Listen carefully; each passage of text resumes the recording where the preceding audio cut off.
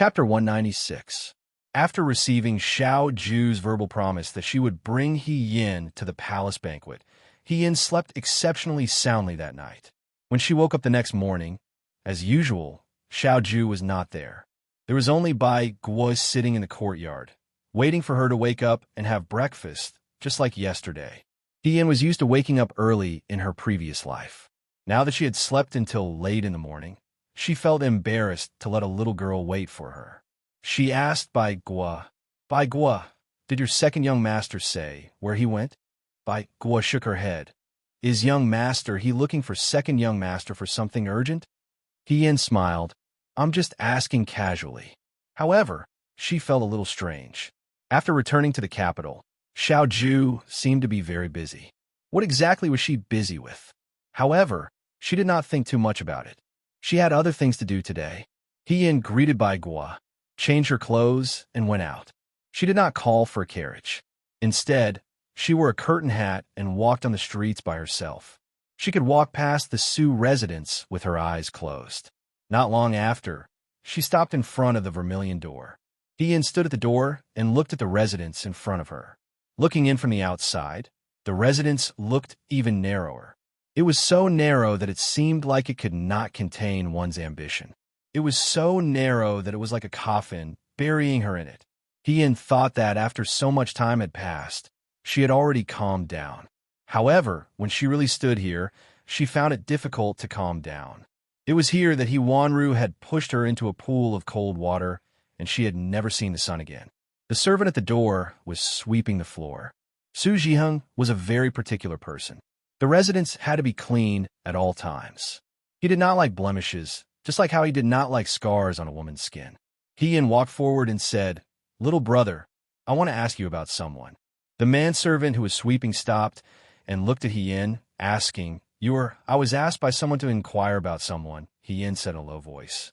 "Is there a concubine mother called He Wanru in your family?" As soon as these words came out, the manservant's face changed.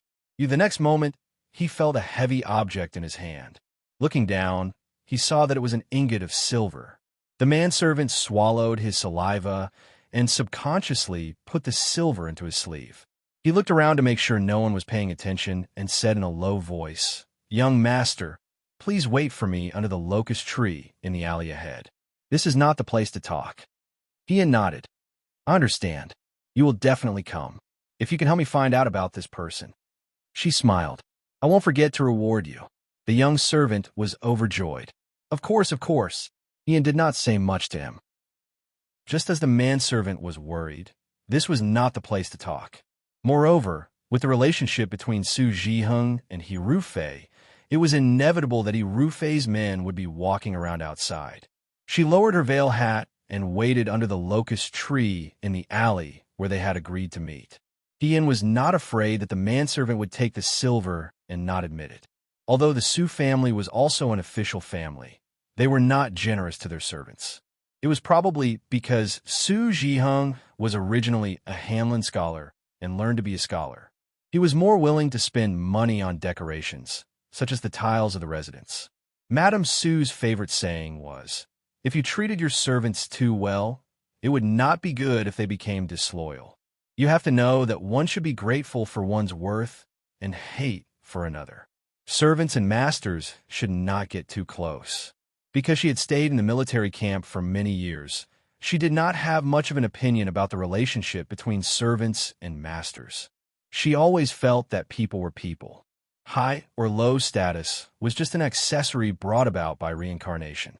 How could one really rely on this? Therefore, when she first married into the Su family and was not blind, she was very generous. At that time, the servants of the Su family were also very happy to be ordered around by her. It was also because of this matter that He Wanru secretly complained to Su Zhiheng many times about He Yin. Like master, of course, the servant would be the same. Su Zhiheng was a person who could conspire with outsiders to kill his wife for benefits. Therefore, the servants in his residence would certainly be mercenary and would sail according to the wind. Sure enough, after the time it took to burn 2 sticks of incense, someone sneaked into the courtyard. It was the manservant from before. He Yin said, "Little brother, there is a tea house nearby. Let's go in and talk. The manservant nodded. When Yin arrived at the tea house, he ordered a pot of good tea and a few plates of exquisite desserts. He was extremely generous. The manservant in front of him couldn't help but secretly ponder. Which family's young master was so rich? Little brother, how should I address you? Yin pushed the teacup in front of him. Young master, you can call me Fuwang.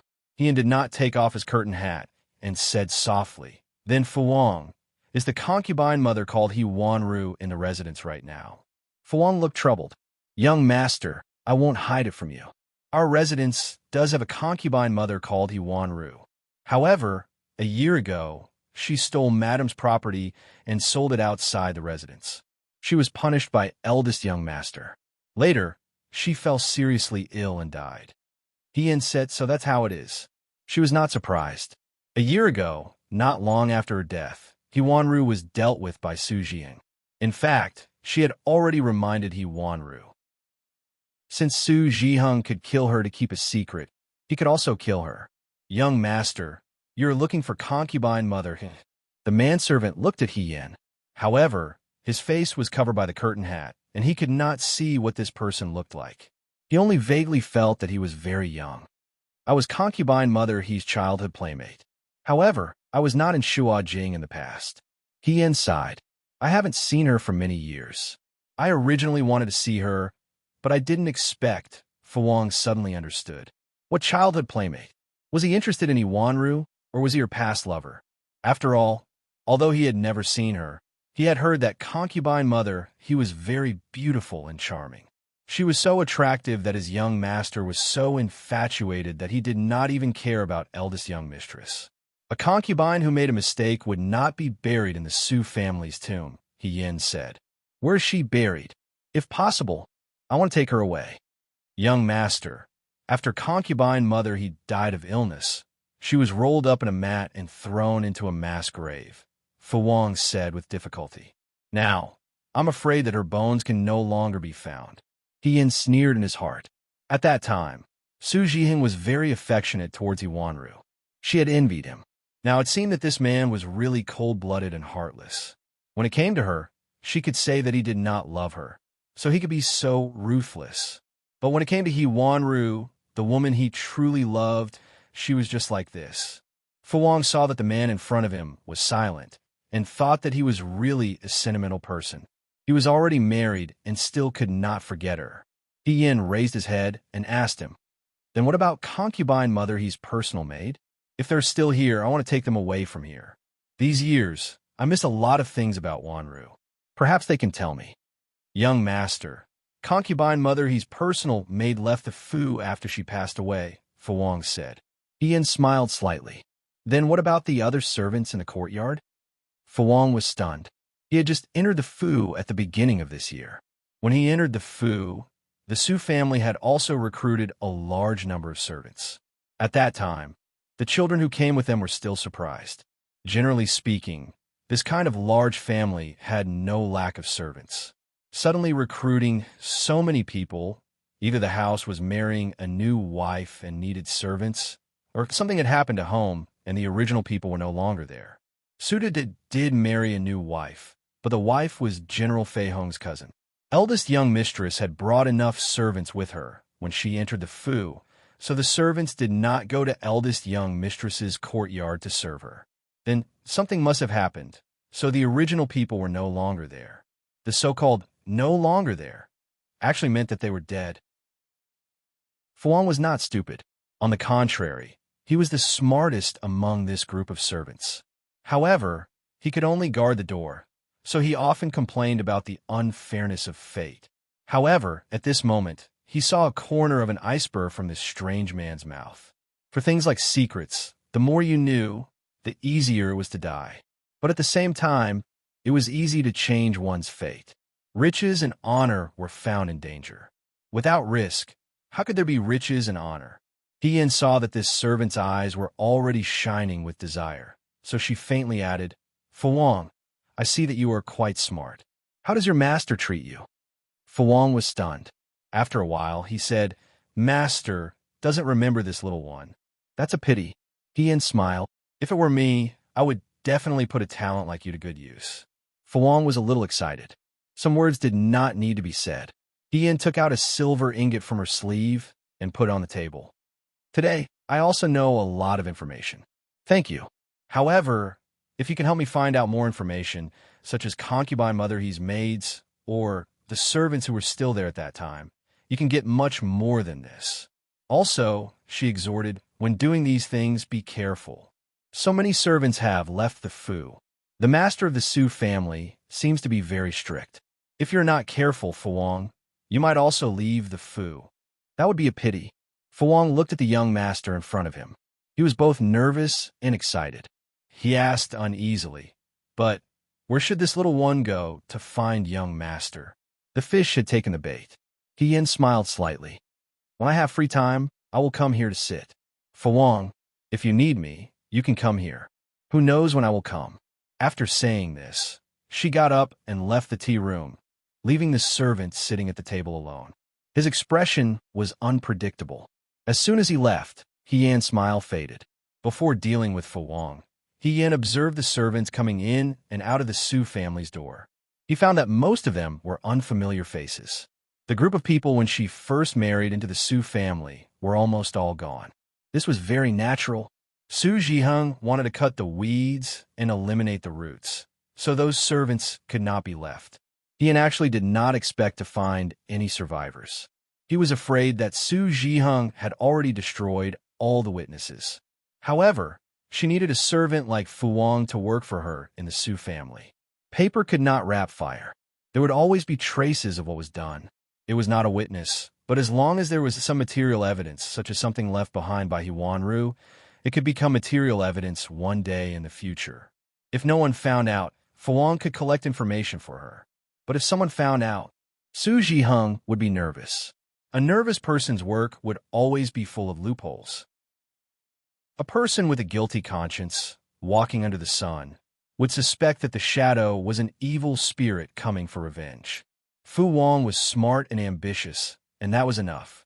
For example, when he Rufei sent Ding Yi to harm her, Su Zhiheng, as her pillow, watched coldly from the sidelines.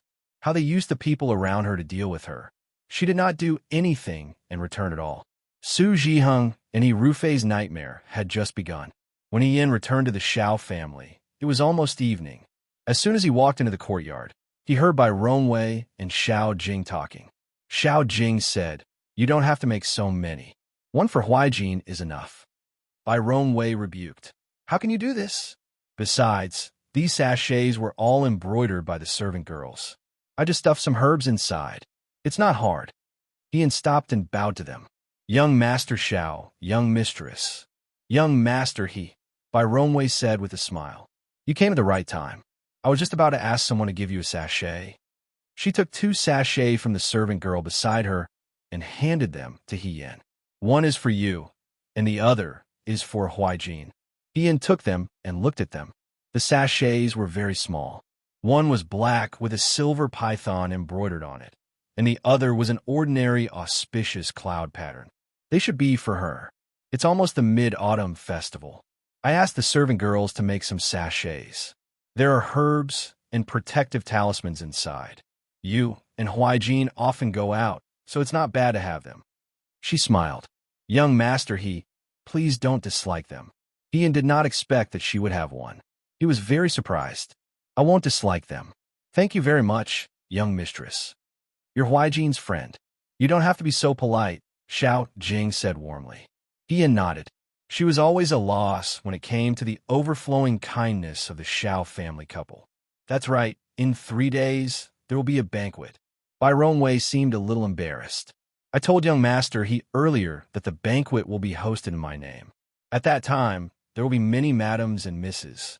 Young Master He, are you busy that day? If not, you can stay at home." Ian, they were choosing a wife for Xiao Ju. Why was she chosen? Ian hurriedly said, "Let's talk about it later," and ran away. Looking at Hian's back as he hurried away, Bai Rongwei said curiously, "Why is young Master He so afraid when he hears about a girl? Although he's still young, it's not impossible for him to get engaged. Could it be that he's been with Huijin for too long and wants to be alone for the rest of his life?" Xiao Jing smiled. Huijin treats him very well. That's true. Bai Rongwei nodded. After she married into the family, although she knew that Xiao Ju didn't have a bad heart, she wasn't someone who liked to show her emotions. But towards this young master it could be said that she was very protective of him. It's good to have friends. Xiao Jing's gaze was gratified. At least, there are many things that he could discuss with others.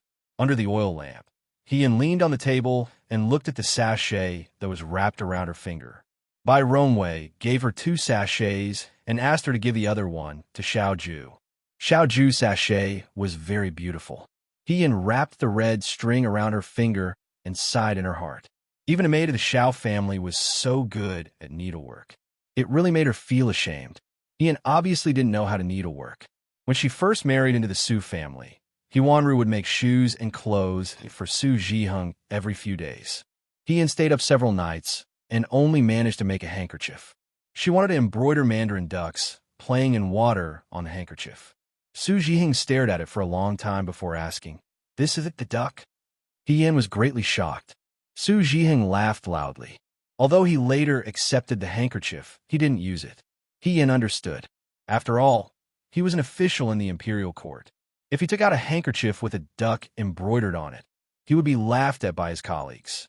But later, when she found the crumpled and yellowed handkerchief at the bottom of Su Zhiheng's drawer, she felt a little wrong when she thought about how her hands were full of needle marks. She had always been learning things that men needed to learn. She didn't know how to play the zither, go, calligraphy, painting, needlework, and embroidery. When she had to work as an ordinary woman, she felt at a loss. There was also a small wooden basket on the table. In the basket, there were some needlework and silver scissors. It should be used by the servants. Hien picked up the silver scissors. The scissors were very delicate. She was used to holding swords, knives, sticks, and spears with both hands. But this pair of scissors felt particularly heavy. In fact, Hien didn't know how to do needlework at all. After all, during the years that he joined the army, he only had 2 sets of clothes. It was inevitable that there would be times when they would be tattered. As long as there was a tear, the brothers would casually find a piece of cloth or something to fill in the hole. But in the end, the men's skills weren't as meticulous as the women's. It can only be said that they sewed, but it really couldn't be considered beautiful. Sometimes, if there were too many patches on a piece of clothing, it would look worse than a beggar on the street. Hien had also sewed by candlelight before, but that was already a matter of his previous life. The 2 sachets were placed side by side in front of her. Xiao Ju's sachet was more gorgeous, while Hien's was more ordinary. She reached out and pinched it. The insides were flat. She could vaguely feel a triangular piece of paper and some hairy medicinal herbs. Hien thought for a moment, then took out the needlework from the wooden basket. The oil in the oil lamp was about to burn out. Hien stretched and stood up. Half the night had passed. She wiped the beads of blood from her fingers and lightly sighed. It seems that Lady He's needlework wasn't very good. In both her previous and current life, she really didn't have any talent for needlework. Hien smiled, extinguished the lamp, and got on the bed. The moonlight outside the window was weak, faintly illuminating a corner of the front table. On the table, there were 2 sachets lying side by side. They didn't look any different from before. In the capital, Shun Mushue's room, the lanterns were still lit. The servants in the courtyard were already asleep, but Shun Mushue wasn't sleepy at all. She laid flat on the bed and stared at the sachets hanging in the 4 corners of the curtains. It had been a few days since she returned to the capital. Xiao Ju should have already known. This time, she didn't go to the Xiao mansion. But at the same time, Xiao Ju didn't say anything. It was eldest Madame Bai Rong who sent someone to the Xiao mansion to ask about her. Shun Mushue was a bit annoyed as she turned over. Even Censor Shun could tell that something was wrong. He asked her if she had quarreled with Xiao Ju. Shun Mushue shook her head and perfunctorily brushed it off. But in her heart, she felt a bit more nervous. She originally wanted to let Xiao Ju know that she was uncomfortable. But after a few days of stalemate, she was the one who was unsure. Perhaps Xiao Ju didn't know. He was a person who didn't care about these things. But what if he knew and did it on purpose? There was a ball of fire in Shun Mushiwa's heart.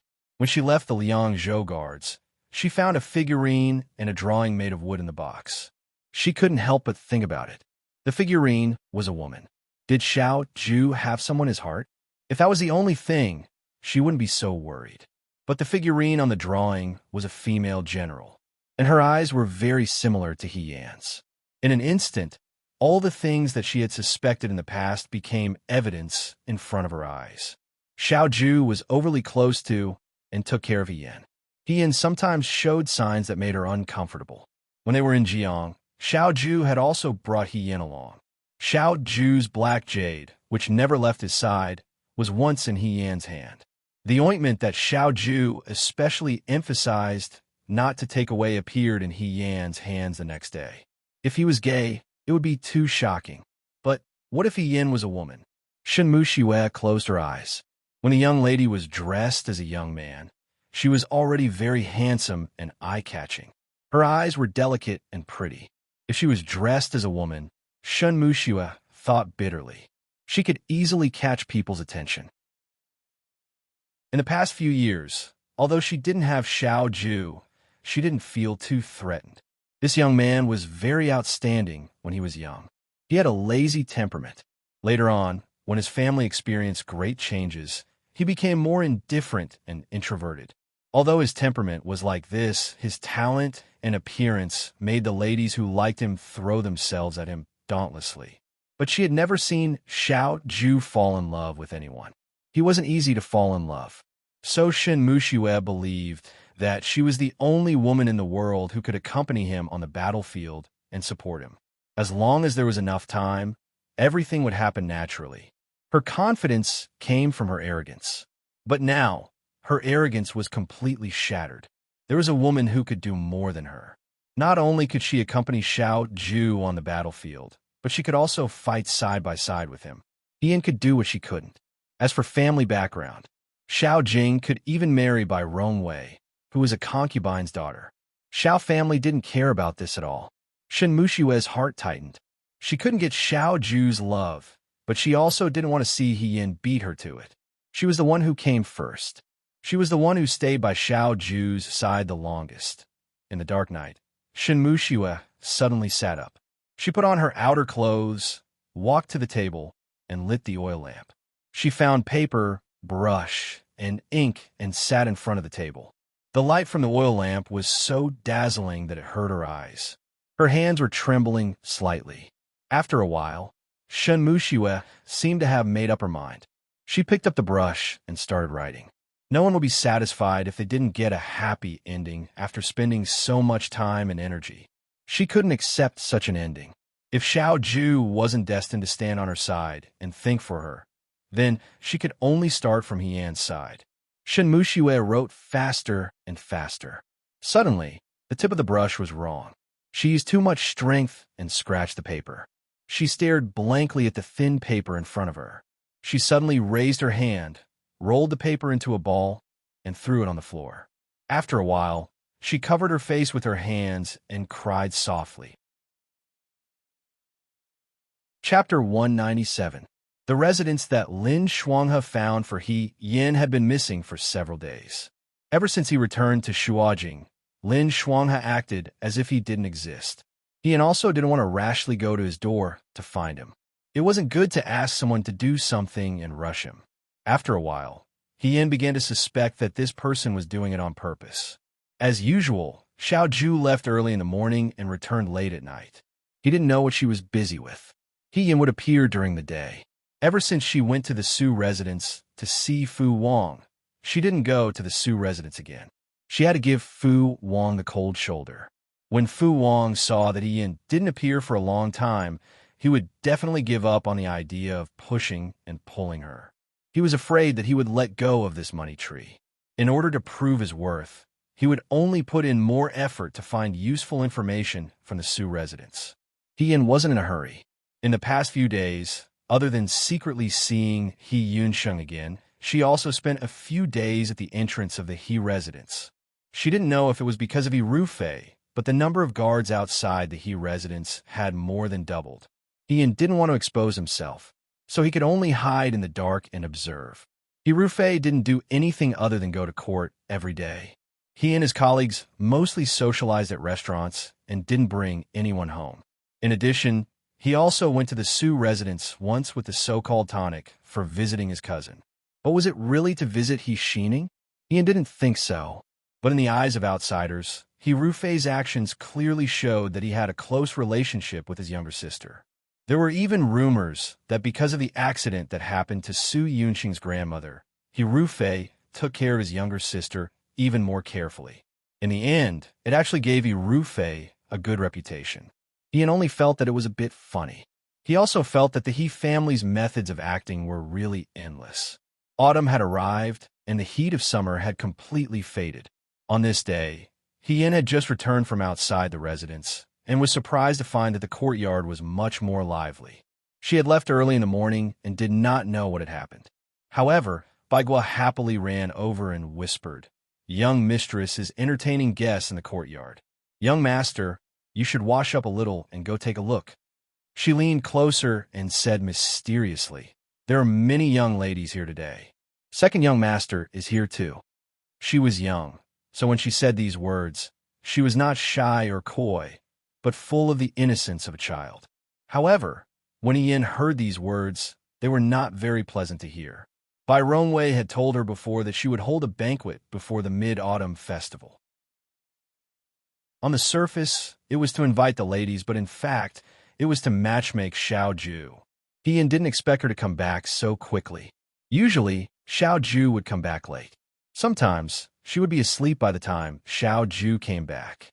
But today, there was a girl around, and she came back so early. What a coincidence. Bai Guo saw that Ian was silent and said, "Young master." Ian came back to his senses and forced a smile. "I won't go. I've been running around the whole day, and I'm really tired. I want to go back to my room and rest." But she felt that Ian was in a bad mood and felt that it was strange. This young master, he was gentle and did not put on airs. He would take the initiative to clean the dishes and chopsticks. Sometimes, when he saw that she was hungry, he would deliberately leave some snacks in the dishes for her. Bai Guo felt that among all the masters she had met, other than the young master and his wife, this young master, he was the best. However, today, his unhappiness was clearly written on his face. After all, they had been master and servant for a while. Bai Guo thought, could it be that he had been wronged outside? Before she could figure it out, Hien walked quickly down the corridor with his head lowered. Hien thought that what the eye doesn't see, the heart doesn't grieve over. However, this corridor was connected to the pavilion of the main courtyard. Bai Rongwei saw him at a glance and called out, "Young master he." If he pretended that he didn't hear her, it would be too deliberate. Hien could only brace himself and turn around. He looked at Bai Rongwei and smiled. "Young mistress Xiao." Bai Rongwei stood up and walked towards him. "I was just asking Huaijin when you would come back. I was afraid that you wouldn't be able to make it in time for today's autumn banquet. You came at the right time. We haven't started yet." The host was so kind. It would be impolite to leave at this time. Hien could only walk over and salute her. Young mistress is so considerate. Xiao family's house was specially renovated according to his wife's preferences when old General Xiao was still alive. Xiao Ju's grandmother was from Suzhou. Therefore, the Xiao family's courtyard was especially elegant and unique in Shuo capital. Bai Rongwei didn't invite many guests to the banquet. There were only 4 or 5 people in total. It wasn't clear whether they were her good friends or not. However, the 4 young women sitting there were each beautiful in their own way. Xiao Ju sat beside Xiao Jing. The 2 brothers were famous for being handsome men in Dawei. For a moment, the courtyard was like a fairyland. Dawei had a strict rule against men and women. Men and women were not allowed to sit together at the age of 7. This rule was abolished not long after Emperor Wen Xuan ascended the throne. Emperor Wen Xuan yearned for the elegant and unrestrained manner of the famous scholars of the past. He didn't think that it was because of the old rules. Therefore, Dawei wasn't as strict towards unmarried men and women as the previous dynasty. Bai Rongwei smiled and explained to the others at the banquet, "This is young master he. He is a good friend of Huaijin. At such a young age, he has already been bestowed the title of Mu and Lang by His Majesty." She ordered the servants to add a bowl and chopsticks for Hien. However, for some reason, the bowl was placed next to Xiao Jing. Bai Rongwei sat next to a round-faced madam and said to Hien, "Today, we have invited a few friends to our residence to try the newly made chrysanthemum crisps. Everyone, please treat this as a normal family banquet. There is no need to be polite. Just be at ease." Although she said that, other than Xiao Jing and his wife, the older madams, and in different Xiao Ju, the rest of the guests couldn't be considered casual. Hien sat next to Xiao Ju and looked at Xiao Ju. Xiao Ju sat on the other side of Xiao Jing. He rarely touched his chopsticks. Most of the time, he just sat there. Although he hid it well, if one looked closely, they could see that he was impatient. The other maidens were different. They sat at the long table directly opposite Xiao Ju. The more timid ones glanced at Xiao Ju out of the corner of their eyes. The lingering affection in their eyes couldn't be ignored. The bolder ones stared directly at Xiao Ju. Their beautiful eyes were filled with adoration. It was enough to make one's bones melt. Hien thought to himself. Bai Rongwei knew that Xiao Ju didn't like people like Shen Muxue. The four maidens that she found were completely different from Shen Muxue's cold and aloof temperament. However, their appearance was comparable to Shen Muxue's. Sitting there, she wanted to flip the table and leave. If Shen Muxue was here, he would definitely be angered to death. However, although she thought this in her heart, she couldn't show it on her face. Hien lowered his head and ate. At this time, he didn't talk while eating. He just treated it as a normal meal. The only difference was that there were four beautiful maidens sitting across from him. This meal was extremely awkward. Hien wasn't the only one who felt awkward. At the end of the meal, even Xiao Jing and Bai Rongwei couldn't handle it. After all, although Xiao Ju's personality wasn't as gentle as Xiao Jing's, her face was still very attractive. Moreover, Xiao Jing was already married. The four maidens all looked at Xiao Ju. They were all noble maidens who were carefully raised in Shuo Jing. They were very polite. However, the four of them still found some topics to talk about with Xiao Ju. For example, does second young master Xiao like autumn? What do you do on a daily basis? Will you be staying in Shuo Jing after this? And other meaningless questions. Xiao Ju answered them. However, if she could answer them in one word, she wouldn't say more than two.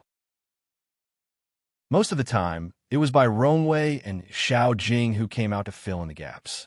Hien was quite happy in his heart. However, when he thought about it, he felt that he was being silly. How could he be happy about such things? Was he possessed? Night was coming. After the meal, the madam said goodbye to Xiao Jing and her husband. Hien and Xiao Ju stood to the side. The four maidens' reluctant gazes almost saw through Xiao Ju. One of the bolder maidens looked at Xiao Ju and asked with a smile, when second young master Xiao was at the hunting ground, no one could compare to his charm. After this, when are you free? Would you be willing to practice archery with me? Xiao Ju looked at her expressionlessly for a while. Then, the corner of her mouth twitched. I have a habit when I practice. The maiden looked forward to it. Life and death. Cough, cough, cough. Xiao Jing interrupted in time. She laughed and said, Huai Jin is joking. He likes to joke. However, as soon as she said this, the maiden's mother's expression changed.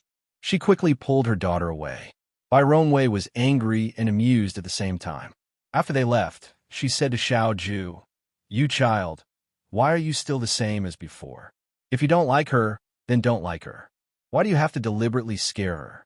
Miss Tian has also practiced martial arts. She is also cheerful and generous. I think she is very good. When Xiao Ju didn't say anything, Bai Rongwei continued, What about Miss Li, the one who sat opposite you just now? She looks weak and delicate. She has good handwriting and can speak eloquently. She is very gentle and quiet. Xiao Ju still didn't say anything. Bai Rongwei looked up and saw Hien. She asked Hien, Young master you have also met the four maidens today. Don't you think it is a good idea? Hien was speechless. What did this have to do with her? Disaster really fell from the sky. However, in front of these people, Hien could only ask himself. He slowly opened his mouth. The four maidens are very good. Their temperaments and appearances are first class. Whoever marries them will be blessed by his past life. Bai Rongwei probably felt that she had gained the approval of Xiao Ju's good friend. She said, Huaijin, look, even young master, he thinks they are good. Xiao Ju suddenly said in a calm voice, sister-in-law, if you think they are good, why don't you invite them back and give them a big brother? With big brother's temperament and appearance, they shouldn't feel wronged. These words were so harsh that even a usually gentle Xiao Jing couldn't help but warn. Xiao Huaijin. Xiao Ju was unmoved. She glanced at Xiao Jing and said calmly, Big brother, why don't you think about what you did when mother wanted to choose a wife for you? Don't do to others what you don't want done to you. Big brother should know better than I do. After she finished speaking, she didn't care about Xiao Jing and Bai Rongwei's reactions and left in a huff. Ian stood there and felt inexplicably awkward. He softly explained to Xiao Ju, perhaps the commander-in-chief is in a bad mood today. Young mistress, please don't take it to heart. I'm not taking it to heart. Bai Rongwei was stunned for a moment. She seemed to have recovered from her shock and looked at her husband. However, was Huaijin angry just now? Despite the rumors that the Right Army's commander-in-chief training troops was unreasonable, harsh, and cold, almost no one had ever seen Xiao Ju lose his temper in the Fu. Most of the time, he was just too lazy to care. It seemed like it had been many years since he had written the words, I'm angry, on his face. He's done this before. Why is he so angry this time? She didn't understand. Someone was knocking on the door. Again and again. The knocking was very precise and unyielding. Even if the people inside were too lazy to pay attention to it, the people outside were not discouraged. It was as if they were going to knock until the end of time if they did not open the door. In the entire courtyard, the only person who had the guts to do this was the heroine. Xiao Ju paused for a moment and said, Come in. Ian's head poked in from behind the door. She also knew that Xiao Ju was in a bad mood. She had a fawning smile on her face as she closed the door behind her. She walked forward and asked, Commander-in-Chief, are you all right? Xiao Ju sat on the chair and replied, I'm fine. Looking at his expression, he didn't seem to be fine. What he said to Bai Rongwei just now was a little too much. However, Ian was quite happy to hear him say that. However, she quickly scolded herself in her heart. How could she be like this? How could she, as an outsider, cheer for a family conflict? How was she different from those despicable people? During her stay here, Bai Rongwei had taken care of her a lot. It was reasonable for her to help mediate and not add fuel to the fire. Ian ran in front of him and leaned half of her body on the table. She looked at him and said, Commander-in-Chief, young mistress Xiao has good intentions. What you did just now was a little hurtful. Xiao Ju's gaze shifted to her face. His eyes were cold. Lady He, what do you think I should do? He had called her Lady He many times. Sometimes it was teasing, and sometimes it was mean. However, this time, it was cold and even a little angry. Ian carefully chose her words. At least, you should be more tactful. Xiao Ju sneered. Why should I? Ian choked. If it was Lady He, would you be more tactful? He suddenly asked. Ian was puzzled. I'm a woman. If your father and brother were to find a few handsome young masters like they did today, he said sarcastically, wouldn't you reject them directly? Ian thought that if it was in the past, she would have to be polite and courteous in order to save everyone's face. However, now that she had someone she liked, she would not be able to force it. However, she could not say this to Xiao Ju. The person in front of her did not care about her avoidance. He stared at her and asked again, Lady He, what should you do? Ian could not go against her conscience when she met his gaze. After a while, she slammed the table. I thought about it. If it were me, I would have made the same choice as you, Commander-in-Chief. Maybe I would have said even worse things. Commander-in-Chief, you're right. Well said. If you don't like them, just reject them. There's no need to give them the wrong hints. Sometimes, being polite and courteous can be seen as flirting to the other party. Flirting can make others unable to sleep at night. If you don't have such intentions, then you're lying. In the end, there was a hint of complaint in her tone. No one knew who she was referring to. Xiao Ju saw her indignant expression, and her expression softened. She smiled. At least you have some awareness. Ian saw that she was in a better mood. She took out a sachet from her sleeve and gave it to her. This is for you. Xiao Ju took it and looked at it. She looked up and asked, "You made this? How is that possible?" He Yin replied without hesitation, "How can I know how to make this? It was Grandma Xiao who made it. She also made one for me. I forgot to give it to you earlier." She took out her own sachet with cloud patterns. I heard that there are herbs and amulets in it. She saw that Xiao Ju was holding the sachet and didn't say anything. She leaned closer. "I didn't expect Grandma Xiao to prepare one for me.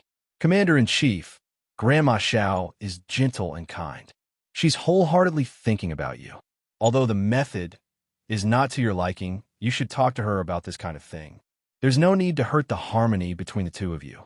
There's no need to be so calculative between family members." She kept talking and moving her head closer and closer.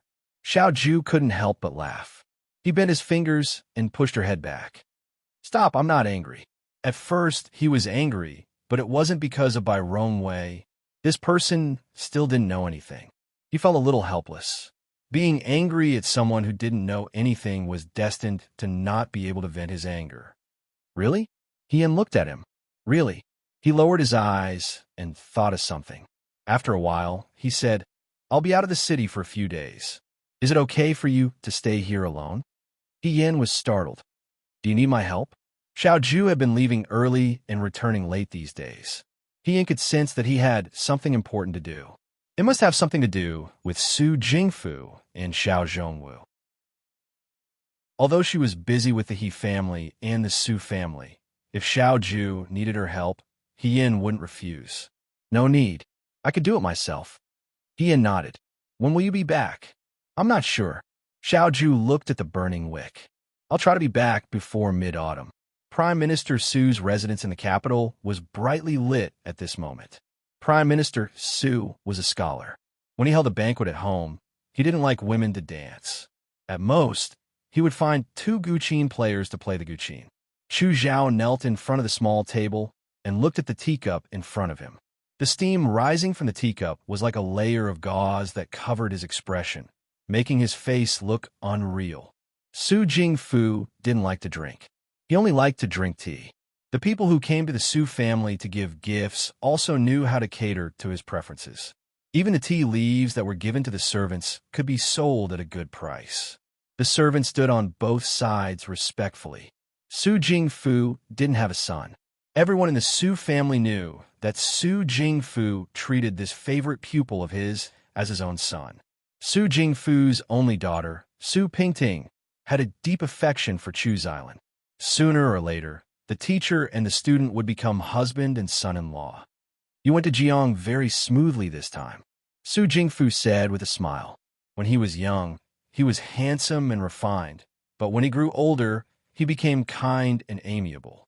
Just by looking at his appearance, one would think that he was an old man who was easy to get along with. He took a sip of tea and said, "However, when you were in the Rundu, why did you stay for a few more days?"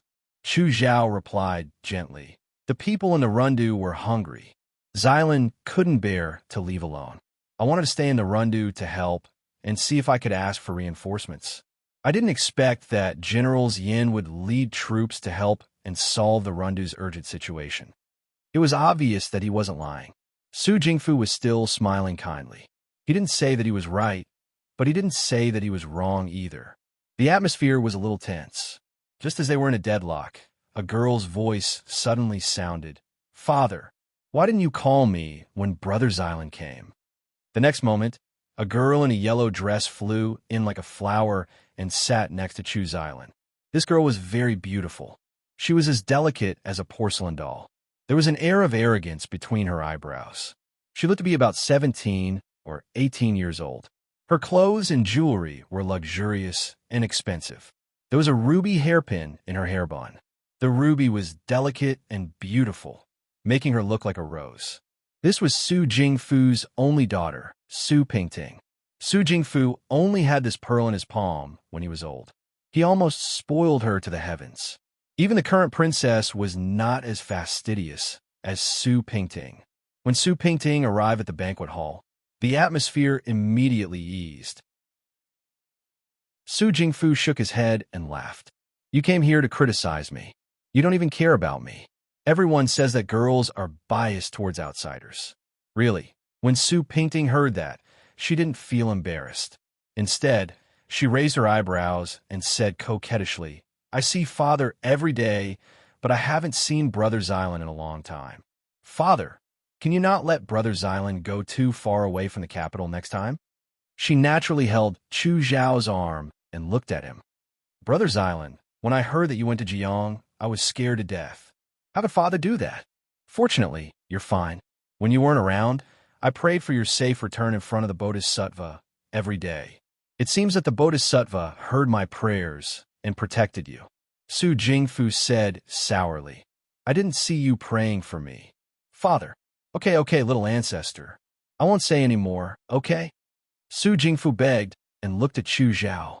However, Xylan, you came at the right time. I have something to say. Chu Xylan looked at Su Jingfu. Teacher, please speak. I heard that today, Xiao Ruby's wife invited a few young ladies from her colleagues' manors to the Xiao mansion as guests. She said that they were guests, but it was obviously to choose a wife for Xiao Huaijin. You're about the same age as Xiao Huaijin. Since I'm your teacher, I should worry about these things for you. Su Pingting was stunned. Her face immediately turned red. Father, now you know how to be shy? Su Jingfu smiled and teased. Then he said, Xylan, you're my most outstanding student. You grew up with Pingting and her Qing Mei's childhood sweetheart. When you were young, I planned to marry Pingting to you when you grew up. Looking at it now, that time has come. What do you think? The servants in the hall all buried their heads to hide their surprise. Although they knew that this day would come, they couldn't help but feel surprised when they actually heard it. After all, with Chu Zhao's status, marrying Prime Minister Su's daughter was really climbing up the social ladder. Chu Zhao stood up, lifted the corner of his robe, and knelt down in front of Su Jingfu. He bowed to Su Jingfu. This student thanks teacher for your kindness. To be able to marry Pingting is this student's good fortune from 3 lifetimes. Marriage is completely up to teacher. Chapter 198. It was late at night. The lights in the courtyard had already been extinguished. Only the lantern at the door was lit, like a firefly perched on a leaf, about to fly away in the next moment. Ying Xiang walked forward with the lantern and greeted, 4th young master. Chu Zhao raised his head and glanced at her. Didn't I tell you not to wait for me? This servant couldn't sleep, Ying Xiang said softly. I came out with the lantern to take a look and coincidentally bumped into you. Chu Zhao did not speak and entered the room. You can leave. Ying Xiang bowed and left the room, closing the door behind her. Chu Zhao sat in front of the table and pressed his forehead. Just now at the Su residence, Su Jingfu's words floated in his ears. Xylan, I only have one daughter. In the future, you can't bully Pingting. If Pingting comes home and complains to me, even if I'm your teacher, I won't let you off. Su Pingting pouted. Why would Brother Xylan bully me? But Brother Xylan is so handsome. There are many girls in Shuo capital who like him. After I become Brother Xylan's wife, if there are any blind vixens who throw themselves at Brother Xylan, she raised her eyebrows and said loudly, I will skin them alive. What kind of girl is she? How could she be so violent all the time? Su Jingfu said this, but he had no intention of stopping Su Pingting. The seemingly warm image of this father and daughter filled his mind, and he couldn't help but bend over. His stomach churned with nausea, and he retched a few times. Before he went to the Su residence today, Chu Zhao had asked Ying Xiang to stay in the room. In fact, after returning to Shuo capital, he had asked Ying Xiang to stay in the Chu residence and not go out unless there were other circumstances. Now that the marriage between him and Su Pingting was almost out in the open, Ying Xiang would be in even more danger. When he was young, he became the disciple of Su Jingfu. Thanks to Su Jingfu, Madame Chu did not dare to act against him as openly as before. Su Jingfu also treated him well. For a child, he gave Chu Zhao enough face. Because he was Su Jingfu's student, it was convenient for him to interact with others. As Su Jingfu's daughter, Su Pingting was about the same age as him. In the beginning, Chu Zhao didn't hate her as much. When Su Pingting was a teenager, she was already the apple of the Su family's eye. She could get whatever she wanted. Other than being a little arrogant, she treated Chu Zhao very well. She always followed behind Chu Zhao like a tail, calling him Brother Xylan. Sometimes she would tell Chu Zhao, Ping Ting will marry Brother Xylan in the future. Brother Xylan belongs to Ping Ting alone. He took it as a joke until Chu Zhao was 14 years old. Chu Linfeng was famous for being a handsome man in Xiao Zhongwu's generation. Even if he didn't become Shi Jinbo, he could still win the hearts of many girls with his good looks. Chu Zhao's mother, Yi Runmei, was also beautiful. Chu Zhao modeled himself after the couple. When he was 14 years old, he was as beautiful as the two brothers in the Xiao family. His personality was gentle and considerate, and he knew how to take care of people. Many girls secretly fell in love with him. Among them, there was a young lady named Qian. She was fiery and passionate, and her eyes were very charming. She was different from the other shy girls in the Shuo capital. After meeting a few times, she directly expressed her feelings to Chu Zhao. Of course, Chu Zhao rejected her, but she didn't give up. She didn't pester him, but she sent things to the Chu family every few days. Occasionally, when they met in the Shuo capital, Miss Qian didn't refute. She just stared at him, making him feel helpless. Not long after, something happened to Miss Qian. It was said that she was killed by thieves when she was out on a walk with her friends. Her death was very tragic. Her eyes were gouged out, shocking the entire capital. Miss Qian's father was only a minor 7th-rank official.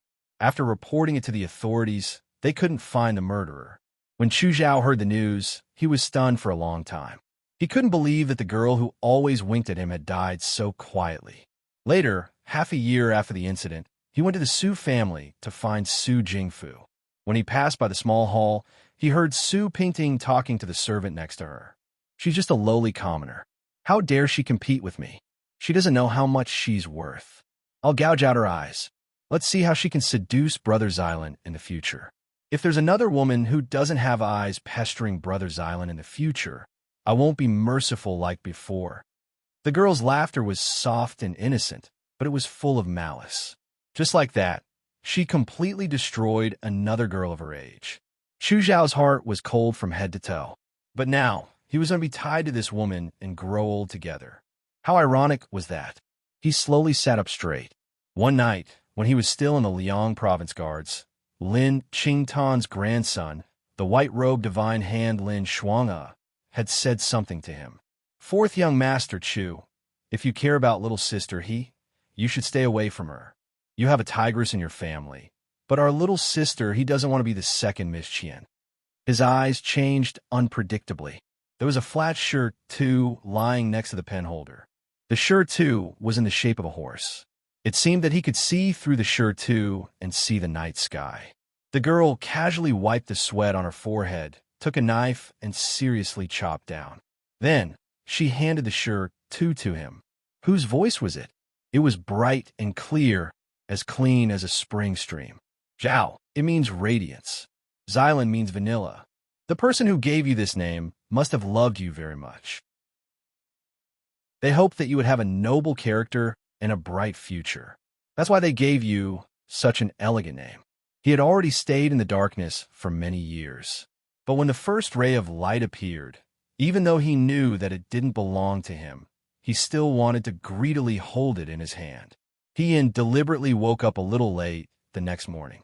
After eating breakfast and greeting Bai Gua, he leisurely left the room. It had already been a few days since she last went to the Su family. It seemed that the manservant called Fu Wang had been looking at her with longing these past few days. As for the rest of His Majesty's reward money, she kept it all in her sleeve. When dealing with people, money was indispensable. Although she was now a small official, she didn't have much money. If she bribed people a few more times, she wouldn't have any extra money. He wondered if he should go find Lin Shuanghe to borrow some money and then go to Lutong village to make a few rounds. But last time, he won money at Lutong village and offended the banker. If he went this time, he was afraid that he would be refused at the door. While thinking about the serious problem of where to get the money, He had already arrived at the tea house where she met Fu Wang. She first smiled and gave the waiter at the entrance of the tea house some broken silver. She casually asked, "Has anyone come to see me these past few days?" The waiter quickly took the broken silver and smiled. "Yes, yes, yes. The little brother who came with young master last time has been coming 3 times a day these past few days. If you sit down, I reckon that he will come again soon." Yin smiled. "Then I'll have to trouble little brother to bring a pot of tea." After saying that, she walked to the elegant room where they met last time and sat down. After giving Fu Wang the cold shoulder for so long, Yin had already guessed that Fu Wang would most likely be unable to restrain himself, but she didn't expect that he would be so impatient. However, this was a good thing for her. Su Jihing's method of buying people's hearts was too poor. Or perhaps he only cared about buying the people above him and forgot to win over the people below him. Sure enough, Yin hadn't even sat for a quarter of an hour when someone came outside and knocked on the door. Yin said, "Please come in." The door was pushed open. Fu Wang closed the door and walked in with large strides. "Young master." Seeing Yin, this person was very excited. "This little one thought that you weren't in Shuajing. These past few days have been really worrying me to death." Yin reached out to him. "Sit." When Fu Wang sat down, she slowly opened her mouth. "These past few days, I have important matters to attend to. Only today did I have the time to come here." She poured a cup of tea for Fu Wang and said in a very gentle tone, "Little brother is so anxious to find me. Is there any news?" "News? Naturally there is." Fu Wang revealed a difficult expression. Yin understood tacitly and placed an ingot of silver in front of him. "Young master is a kind person." "Thank you, young master."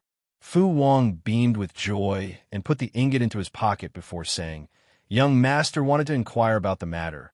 This little one has been paying attention in the Fu. It's just that when concubine mother he was in trouble.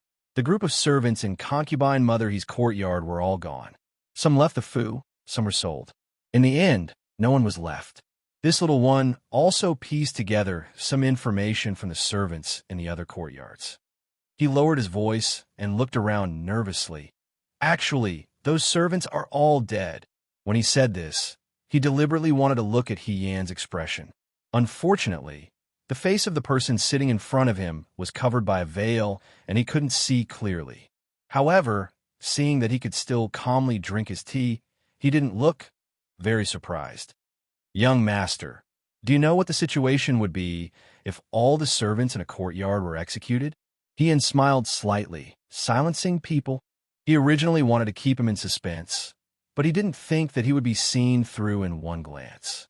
Fu Wang was a bit discouraged and didn't have the same intention of keeping him in suspense like before. He answered honestly, "That is indeed the case. This little one heard that concubine mother he had committed an unforgivable crime. Therefore, the so-called punishment of the family law was actually to kill her. The servants in her courtyard all knew the truth, so they didn't have a way to live." When Fu Wang heard about this from other people, he felt a chill down his spine when he thought about it now. Even if the servants in the courtyard were sold into the hands of their masters, dozens of lives, even if it was reported to the Shuo capital, it was still a big matter. Moreover, the Su family was a scholarly family, yet they could still kill dozens of people without batting an eyelid. It was unavoidably frightening. It also made people curious. What kind of crime did concubine mother he commit? Adultery? That wouldn't be to the extent of killing all the servants in the courtyard. There were also guards in the courtyard. It couldn't be that when concubine mother he was having an affair with someone, those guards were still outside watching. To be able to let everyone in the courtyard know, and to have people die to keep the secret, what kind of crime was it? "Is that all?" Yin asked. Fu Wang said, "That's all." Yin smiled. "Little brother, the things you said seem to be secrets, but in reality, they are of no help to my matter. If that's all you found, then there's no need for us to continue this transaction." She stood up. "These days I've troubled you. It's been hard on you." After she finished speaking, she acted as if she was about to leave without any reluctance. Fu Wang's heart tightened, and he blurted out, "Gongzi, please wait." As soon as the words left his mouth, he regretted it. Doing business, doing business, sometimes it wasn't just about doing business, it was about who was more patient. He was afraid that he would lose this money tree. So he spoke out to urge her to stay, but he also exposed himself. Yin turned her head to look at him. Could it be that little brother still has some information that you haven't finished speaking? Knowing that he had been seen through by the person in front of him, Fu Wang braced himself and said, "Gongzi, please sit down and talk." Yin smiled and sat down again. Actually, this little one heard that among the servants who were executed at that time, there might be one person who is still alive. Yin smiled and said, "Continue." That person is concubine mother he's wet nurse, Qin Momo. Before concubine mother he's accident, her wet nurse said that she was going home to see her grandson, but she didn't return to the Fu after some time. Concubine mother, he sent people to check, but that wet nurse's family said that she didn't return. After that, the Fu also looked for her, but there was no news. Fu Wang said, "This little one thinks that Qin Momo might still be alive." Yin looked at him without speaking. Fu Wang was a bit uneasy. "Gongzi, since you said that no one can find Qin Momo now," Yin wasn't in a hurry, slowly saying, "then little brother might not be able to find her either. A person who has disappeared without a trace, even if she's still alive in this world, without any news, what value does she have?" Fu Wang was inwardly shocked. Could it be that the person in front of him had the ability to read minds? He did find out a bit of Qin Momo's whereabouts, and he had spent a large amount of money to get this information. However, this transaction today was done by him wanting to use the other party, and the other party could leave at any time. If he couldn't show full sincerity, he was afraid that this person wouldn't meet him in the future. Thinking of this, Fu Wang steeled his heart. This little one heard that this Qin Momo has been a widow for a long time. When she was the wet nurse for concubine mother she had a lover. Other people don't know about this. Only a servant girl in the Fu who boils water knows. That lover now lives outside the city. This little one wants to give it a try. Perhaps Qin Momo is still alive. That's more like it. Tian's heart calmed down a bit, and there was a bit of praise in his tone. My eyes were right. Little brother is really amazing. Other people couldn't find out, but you found out. She said, then I'll wait here for good news. If little brother finds out Qin Momo's whereabouts, you must not act rashly and alert the enemy. Just secretly tell me. She said, after this matter, this one can help little brother get rid of his slave status. At that time, you just need to take a large amount of money and leave Shuajing. In the future, you will naturally be able to sit back and relax. These words made Fu Wang's heart beat faster. I still have important matters to attend to, so I won't accompany little brother any longer. He stood. Little brother can stay here and drink tea and eat snacks before going back. Gongzi, wait. Fu Wang's voice came from behind him. Ian just turned around when he felt that someone was already in front of him, trying to lift his curtain hat. But in the next moment, that hand was easily clamped down by Yin. Fu Wang. Ouch, ouch, ouch. Yin released his hand and continued to walk forward without looking back.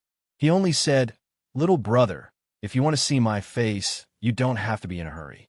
When the dust settles, I will take off my veiled hat. The door was closed, and the elegant room was empty. It was as if the spy, just now, was just a dream. Only the 2 teacups on the table indicated that someone had been here. Fu Wang sat down at the table and drank tea to suppress the fear in his heart.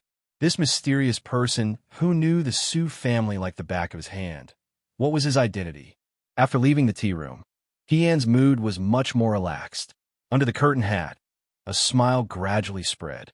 He didn't expect that Fu Wang's side would be so smooth. The people who had witnessed the truth in the courtyard had really survived.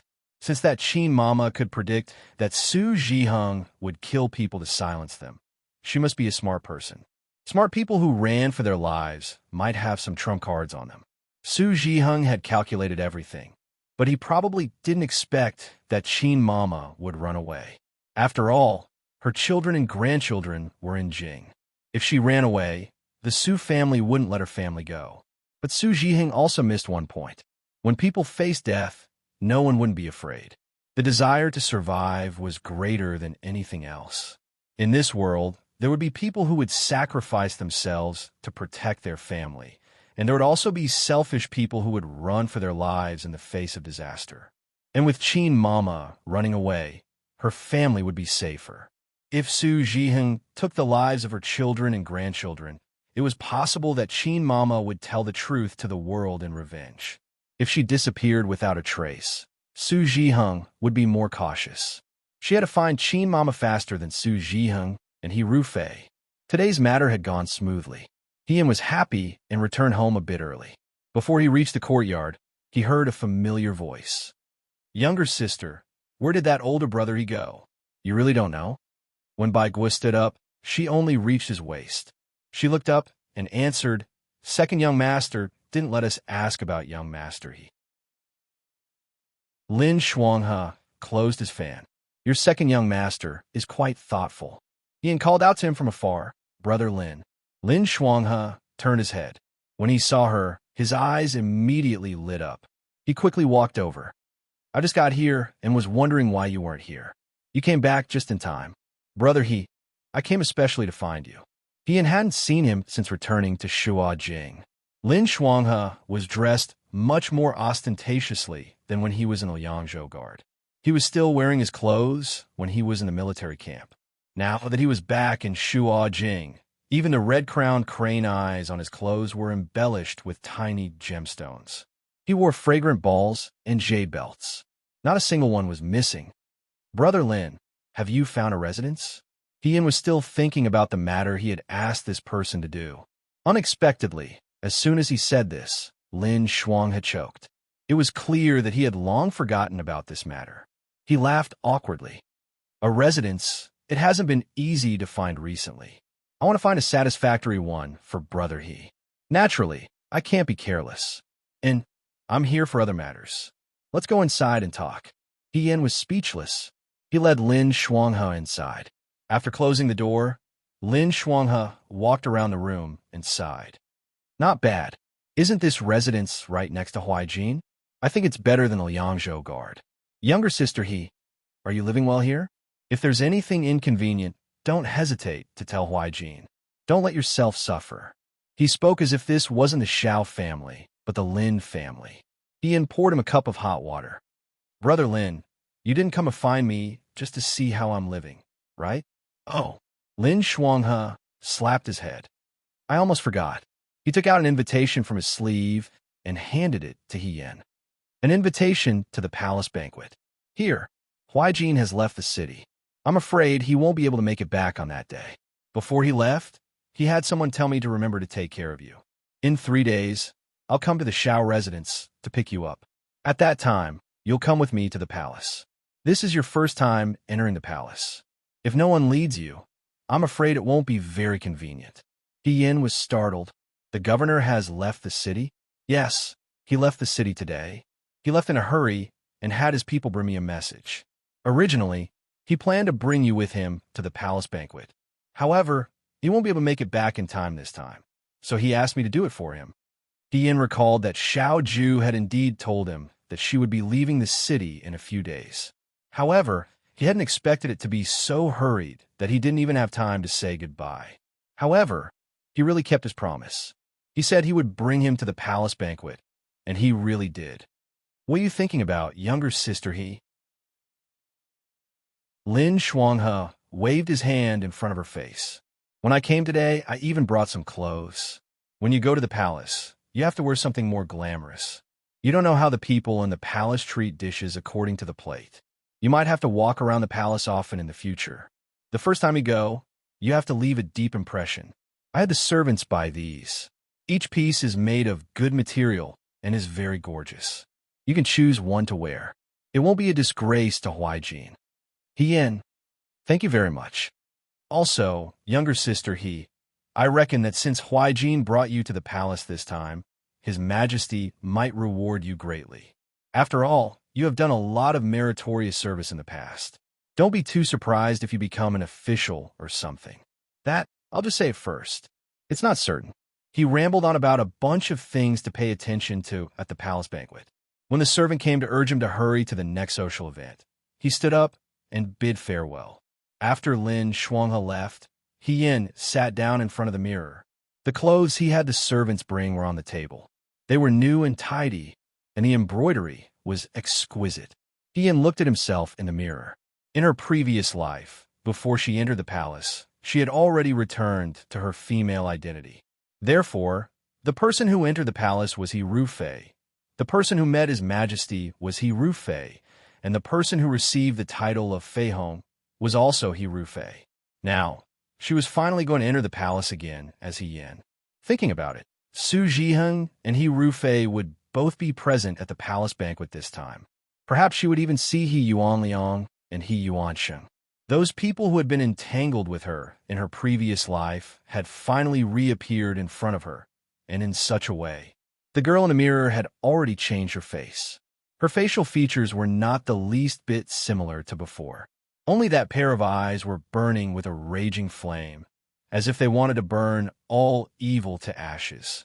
They were as bright as ever. Hien lowered her head, not knowing what to think. After a while, she slowly raised the corners of her mouth and smiled. 3 days later, He Rufei, Su Jiheng, and the He family would get to know the name Hien again. When they met an old friend who had passed away, they didn't know if they had a guilty conscience. When they heard this name again, would they be so scared that they wouldn't be able to sleep at night? Perhaps it was a good thing that Xiao Ju wasn't around. She could be even more fearless. Chapter 199. Night shrouded the wilderness. In the thatched hut, someone was hiding in the corner. His lips were moving, but no one knew what he was saying. "Young master, we found them. Su Jingfu's men are chasing after them. These 2 brothers are a bit delirious now. We might have to bring them back to the city for young Master Lin to take a look." Wanning stood beside Xiao Ju and said in a low voice, "These are the survivors of the Battle of Mingshui. In the Battle of Mingshui, Xiao Zhongwu's soldiers were almost completely annihilated. Among them, apart from Chaianshi, no one else survived. And the soldiers who were still alive also died one after another. As for how they died and whether there was anything strange about their deaths, no one cared anymore. It had been 5 years since the Battle of Mingshui. Perhaps in this world, apart from Xiao Zhongwu's son, no one would care about the dead General Guangwu and the sinister plot hidden in that famous defeat. Is there no other way?" Xiao Ju frowned. "Like this, I'm afraid they won't be able to hold on until we return to the city. When we came out, we were in a hurry and only brought medicine for injuries. We didn't bring anything to calm the mind." Luaning shook her head.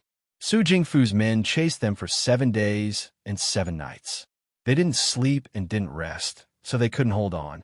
Of course, a war of attrition was very tiring, especially a war of attrition like this. Xiao Ju thought for a moment and took a sachet from his waist. It was the sachet made by Byron Wei that Hien gave him. He held the sachet and pulled open the string. Inside, there was a very small protective talisman and some medicinal herbs. According to Hien, it was very important to focus the mind. Xiao Ju poured out the medicinal herbs and gave them to Luaning. "Let them smell it. We won't leave tonight. Let them rest for a night in another place." Luaning agreed. After investigating Su Jingfu and the Mingshui case for so long, they finally found 2 living witnesses. It wasn't easy, but this also showed that Xiao Ju's ability had gradually grown to the point where he could compete with Su Jingfu. For example, this time, he won the kidnapping. He couldn't stay here for long. He had to find another place. After finding a house outside the city, everyone, including the 2 delirious brothers, settled down. Chi Wu and Fei Nu stood guard in front of the brothers' door to prevent any accidents during the night. Wanning went out to scout for information. Nights in the suburbs were always exceptionally cold and cheerless, especially during autumn, when there was rarely any sign of human habitation within a dozen-li radius. The moon was white and bright, shining down on the empty wilderness like flowing silver water, giving rise to a sense of desolation for no reason. Actually, he didn't like the Mid-Autumn Festival. This was because the Mid-Autumn Festival always reminded him of very bad memories of the past. The more perfect the moon was, the lonelier it seemed. Every year around this time, he would find it hard to fall asleep. In the past, when he was in the barracks, he could read documents for half the night. Now that he was back in Shuajing, there was nothing he could do. Xiaoju lowered her head and looked at the sachet in her hand. The medicinal herbs in the sachet had been emptied, leaving only a flat layer. The protective talisman was small. After thinking for a while, he opened the sachet, intending to put the protective talisman back in. Although it was embroidered by a servant of the Xiao family, the silk material and patterns were personally chosen by Ronwei. Ronwei was always very persistent on this matter, so the sachet was especially exquisite. Her fingers touched it, and the silk was as cold as moonlight. Xiaoju's gaze paused for a moment. In the next moment, her fingertips brushed against the inside of the sachet, touching a rough protrusion. This protrusion on the smooth surface of the sachet was particularly different. She lowered her eyes and turned the sachet over. The inside appeared in front of Xiaoju. The inside of the sachet was embroidered with 2 layers. It was a double-layer embroidery, and the inner layer was a normal black cloth without any patterns. However, at this moment, there was a crooked, bright yellow horn embroidered on the inner layer. It was impossible to tell what it was, but it could be seen that the embroiderer's skill was not very good. The thread was not even cut clean. How to say it? The black python outside the sachet and the yellow horn inside the sachet did not seem to be the same thing. What did this mean? Xiaoju raised an eyebrow. Ronwei's skill was much better than this. If the Xiao family servant's needlework looked like this, it would be a bit scary if word got out. This sachet was given to him by He Yin. In the entire Xiao family, other than Lady He, there was no one else who could make needlework like this. He turned the sachet over and over again, trying to find traces of other things that He Yin embroidered. However, there was nothing. Other than this yellow horn, she did not embroider anything else. Xiaoju's mouth twitched. Was she using his sachet to practice her skills? She also practiced it so sneakily and silently. If he did not need to take the herbs inside to open the sachet, he was afraid that he would never discover the secret inside. But what was the point of doing this? If she really wanted to practice, she could find a white handkerchief and embroider it endlessly, hiding it inside. He always felt that there was a deeper meaning that he did not understand. Just at this time, in the wilderness, there was the sound of footsteps. A 12 or 13-year-old boy walked up to him and said with a smile, "Young master." This child was Luan Ying's son, called by Xian. He had handsome features and looked very similar to Luan Ying. However, he was young and his cheeks were a bit chubby, making him look simple and honest and cute. Unlike Luan Ying's cold temperament, Bai Xian was like any other boy his age. He was naive and even a bit talkative. He liked Xiaoju very much. No matter how many times Luan Ying warned him not to be impudent, Bai Xian did not remember. Xiaoju did not care about these things. Therefore, whenever Luan Ying did not look, Bai Xian would try to find a way to stick to Xiaoju whenever he saw her. Bai Xian saw the sachet in Xiaoju's hands. His eyes were good. In the darkness, he could see the embroidery on the cloth clearly. He blurted out, "This moon embroidery is so beautiful." "Moon?" Xiaoju was stunned. Bai Xian answered confidently, "Young master, look. It's yellow and curved. It's the moon." He moved closer and stood on his tiptoes to observe the embroidery in Xiaoju's hands. He praised, "This is a black lining. It represents the night. This moon is embroidered on it. It represents the moon in the night. Young master, you are the moon in the night. You are the moon in the night. Dazzling, dazzling." The more the child spoke, the more excited he became. He whispered mysteriously, "Young master, is this a gift for Miss?" Xiaoju was speechless. He was a bit uncomfortable and took back the sachet. "No, how could it not be?" Bai Xian was very confused. If it wasn't a girl, how could a man embroider such exquisite embroidery? Xiaoju wondered if Bai Xian was He Yan's biological brother. It was rare that they had the same evaluation of beauty. Bai Xian wanted to ask more, but a voice suddenly exploded behind him. "Bai Xian." Bai Xian was so scared that he quickly hid behind Xiaoju. "Mother, I came out to use the toilet and just happened to see young master." Luan Ying grabbed him by the ear and pulled him out from behind Xiaoju. How many times have I told you not to disturb young master? Why is this child so immature? Young master, I'm sorry. I'll take him back now. Luaning carried the white pheasant back, leaving Xiao Ju alone in the wilderness. The moonlight shone on the black wilderness. The soil was covered with white frost. It was like the snow by the Wei River in Liang province, pouring into the cold. The emotionless moon was like a dream. He curved his lips and turned to leave. Suddenly, he paused as if he thought of something and looked up. In his memory, there was a girl whose face was hidden under a mask in the midst of a lively and laughing crowd. She was chatting nonchalantly on a high platform. The last secret. She stood on her tiptoes and leaned close to his chin. She said softly, "I like the moon. The moon doesn't know." The day of entering the palace arrived quickly. Xiao Jing and Bai Rongwei also wanted to enter the palace. When they found out that He Yin didn't go with them, but with Lin Shuanghe, they were a bit surprised. However, they were very considerate and didn't ask much. When Lin Shuanghe's carriage arrived, they sent He Yin to the carriage and told him to meet again in the palace. Lin Shuanghe sat in the carriage and waved his fan.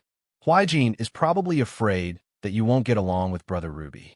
We're all old friends, so it'll be easier for us to get along. He looked at He Yin again and sighed. It's Huaijin's loss that he didn't come back today. Our He Mimi looks so handsome in such gorgeous men's clothing. If you go to the palace with me, no one among the civil and military officials will be able to steal our light. He Yin was thinking about other things and gave a perfunctory reply. Lin Shuanghe saw this scene and thought that she was nervous because it was her first time entering the palace. He comforted her. Don't be afraid, He Mimi. I'm here. I'm very familiar with the palace. You could do whatever you want. As long as you don't kill or set fire, you can find my grandfather to settle it. He was already very good at setting up his father and grandfather, so he brought He Yin along as well. The carriage sped along. After an unknown amount of time, they finally arrived at the palace gates. The imperial bodyguards in front of the palace were already very familiar with Lin Shuanghe's carriage. Lin Shuanghe and He Yin got off the carriage and followed the palace attendant inside. This was He Yin's first time entering the palace. If it was at this time in her previous life, she would be nervous because she could see the emperor and be rewarded. But after dying once, she knew that the so-called future and riches were fleeting clouds. She didn't enter the palace for the future, but for a debt from her previous life. Bypassing the palace's long corridor and garden, they walked past the front hall. The emperor's banquet this time was nothing more than a celebration. The people who came were all important people in the imperial court. For example, Lin Shuanghe could also sneak in because of his relationship with Lin Qingtan and Lin Mu. In the front hall, there were already many people. He Yin looked around and didn't see Xiao Jing and his wife's shadow. Lin Shuanghe said in a low voice, "We took the shortcut. Brother Ruby should have taken a main road, so he might be a bit late. It's okay, He Yin. I'll follow you. When someone comes to greet you, I'll tell them your name. It'll help you get to know some people." As soon as he finished speaking, someone said, "Lin Shuanghe." However, this person didn't come to get to know He Yin because this person was Yin He, and he was wearing his official robe. The woman standing next to him was elegant and gentle. Her appearance couldn't be considered stunning, but it was very pleasant to look at. She bowed from Lin Shuanghe. "Young Master Lin." This was Yin He's wife, Xia Qingxiu. Qingxiu was a person who did things as he pleased. Under everyone's gaze, he put his arm around Xia Qingxiu's shoulder and pouted at He Yin. "Qingxiu, this is the confidant I told you about. He hates He Rufei as much as I do. However, he's now Xiao Huaijin's man." He looked at He Yin. "Do you want to work for me?" Before He Yin could speak, Lin Shuanghe waved his hand righteously. "No. Of course, this kind of thing has to be faithful to the end. How can you change people halfway through?" And he was confused. "You have to be faithful to the end. Could it be that you're such a fickle person in your heart?" Lin Shuanghe looked at Xia Qingxiu. "Sister-in-law, I'm worried about you." Xia Qingxiu, Yin He was furious. "Lin Shuanghe, shut up. How can you sow discord like this?" Lin Shuanghe, "It's good that you know." Yin He cursed and left with Xia Qingxiu. Lin Shuanghe heaved a sigh of relief. He turned his head and was about to ask Yin, but he saw that Yin was staring blankly in a direction. Lin Shuanghe followed her gaze and saw that not far away there were people talking. Standing in the middle was a young man in a long robe. He was refined and handsome. He was no stranger. This was the Hamlin Academy scholar, Su Zhiheng. Lin Shuanghe was a little puzzled. Yin was staring at Su Zhiheng. Those who didn't know better would think that she had taken a liking to him. However, Su Zhiheng was already married. Moreover, in terms of refinement and handsome, Chu Zhao wasn't bad either. Compared to Chu Zhao, Su Zhiheng was far inferior. Could it be that she couldn't get Chu Zhao and was looking for a substitute? Lin Shuanghe's mind was a mess. On the other side, Su Zhiheng seemed to have noticed that someone was looking at him. He followed the gaze and looked over. Yin was a stranger here. Su Zhiheng had never seen her before, but he recognized Lin Shuanghe. Lin Shuanghe didn't have an official position. Lin Qingtan and Lin Muji were good at conducting themselves in the imperial court. Most of the officials in the imperial court were on good terms with the Lin family. At least, they wouldn't take the initiative to make enemies. Seeing that Lin Shuanghe was also looking at him, Su Zhiheng was a little surprised at first. Then, he temporarily left his colleagues who were talking to him and walked over to Lin Shuanghe. "Brother Lin." He stopped in front of Lin Shuanghe and said warmly, "Long time no see." Lin Shuanghe recognized Su Zhiheng, but they were just acquaintances. They weren't familiar with each other. However, he was a shrewd person. He took advantage of the situation and said, "Yes, I went to Liangzhou for a while. Our Shuajing is still the best. All right, this is a brother I met in Liangzhou." Yin raised her eyes to look at Su Zhiheng. It had been more than 2 years since she last saw Su Zhiheng. In her memory, Su Zhiheng was a gentle and considerate man. At the very least, he was a handsome young master with a face that could completely deceive people. Now that she looked at him again, she didn't know if it was because the face reflected the heart, but Su Zhiheng's face had become a lot harsher. He had lost a lot of weight. His official's robe was already loose, so it made him look even more stooped. Because he was too thin and weak, his face also looked a little old. Even the smile he deliberately squeezed out looked exceptionally stiff. Su Zhiheng was also sizing up the person in front of him. This was a very delicate and pretty young man. His eyebrows were full of heroic spirit. His red round-necked robe made his lips red and his teeth white. A black belt around his waist outlined his extremely beautiful figure. The most attractive thing was his eyes. They were clearly gentle, but his gaze was sharp. This young man had been staring at him from afar. It was clearly the first time they had met, but his gaze seemed to surge with all kinds of emotions. It was cold and gloomy, as if he could see through all of his disguises. He couldn't help but feel his heart palpitate. Su Zhiheng felt uncomfortable being stared at like this. He turned to Lin Shuanghe. "This is Lord Su. Don't look at this little brother's young age. He has already been personally conferred the title of Mu and Lang by Her Majesty. His name is Yin. In the future, he will be our colleague." Su Zhiheng originally had a smile on his face as he listened to Lin Shuanghe's words. When he heard the last part, his smile disappeared in a flash. He asked, "You said, what is his name?" "Lord Su." Yin looked at him with a smile. "This one is called Yin. He as in He Miao, and Yin as in He Qinghai." Su Zhiheng's expression changed greatly. The corners of the young man's lips were slightly raised. He looked friendly and inexperienced. However, when he looked carefully at his eyes, there wasn't the slightest hint of a smile. It was like a pool of ice-cold water that brought people to an afternoon when a young woman was struggling to fall into a bottomless abyss.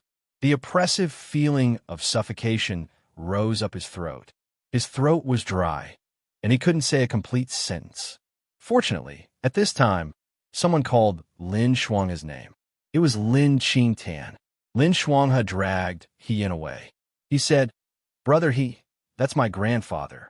I'll take you to see him." The person in front of him left. Su Zhiheng almost suspected that the name he had just heard was a dream, caused by his uneasiness. However, when he looked up, the young man standing beside Lin Shuanghe in the distance and talking to Lin Qingtan reminded him that this was reality. There really was a person called Hien in front of him. Su Jiheng was drenched in cold sweat. A colleague noticed his abnormality and asked with concern, "Lord Su, what's the matter? Why is your face so ugly? Are you not feeling well?" Su Jiheng forced a smile and waved his hand. "It's nothing." He turned and walked to an empty corner, not daring to let others see his shock.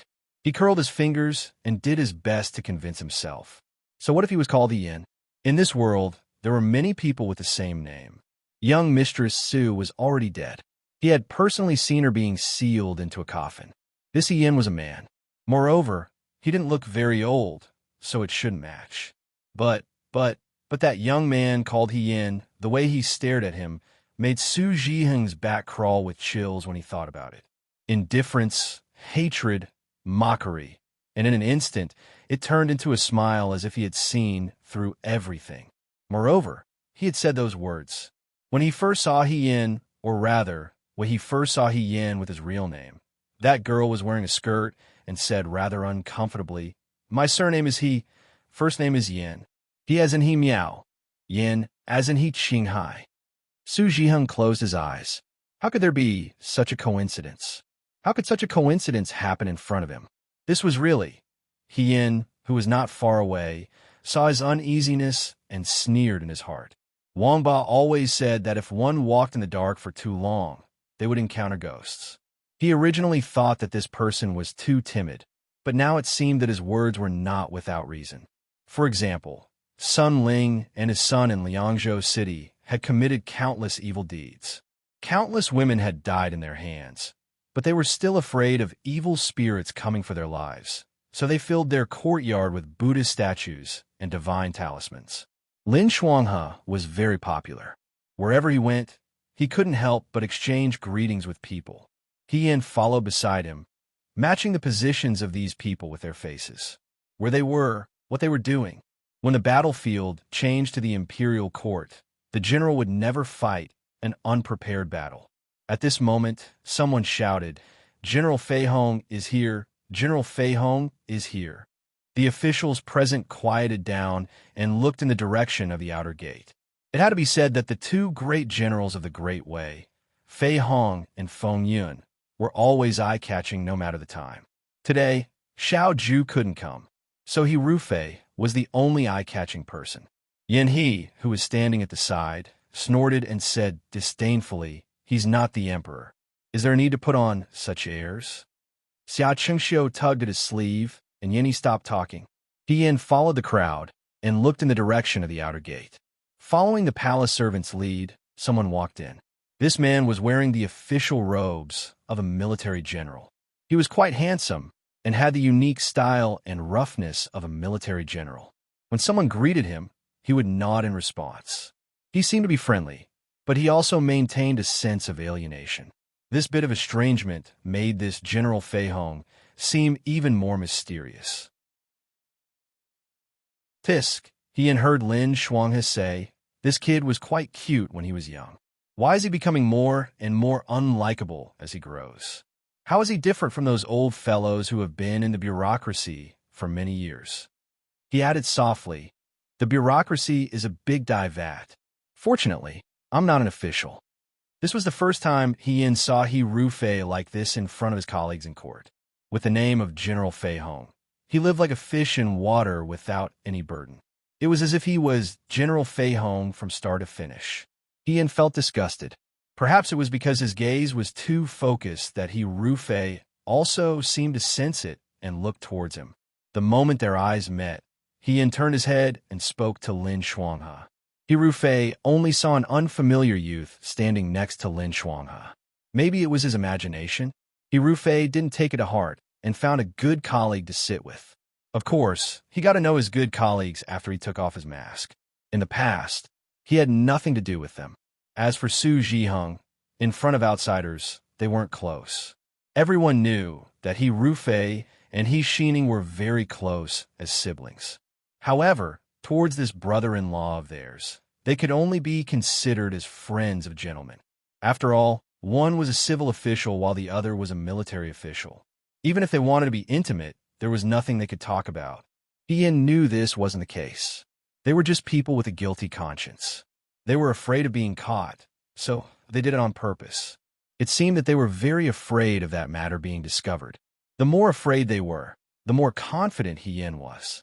Lin Shuang has said, "Let's sit down first." The men and women had to sit separately. However, there were very few women at this kind of palace banquet. Other than the madams that the Empress Dowager liked and their daughters, there was no one else. After some time, an eunuch came in to announce that Emperor Wen Xuan had arrived.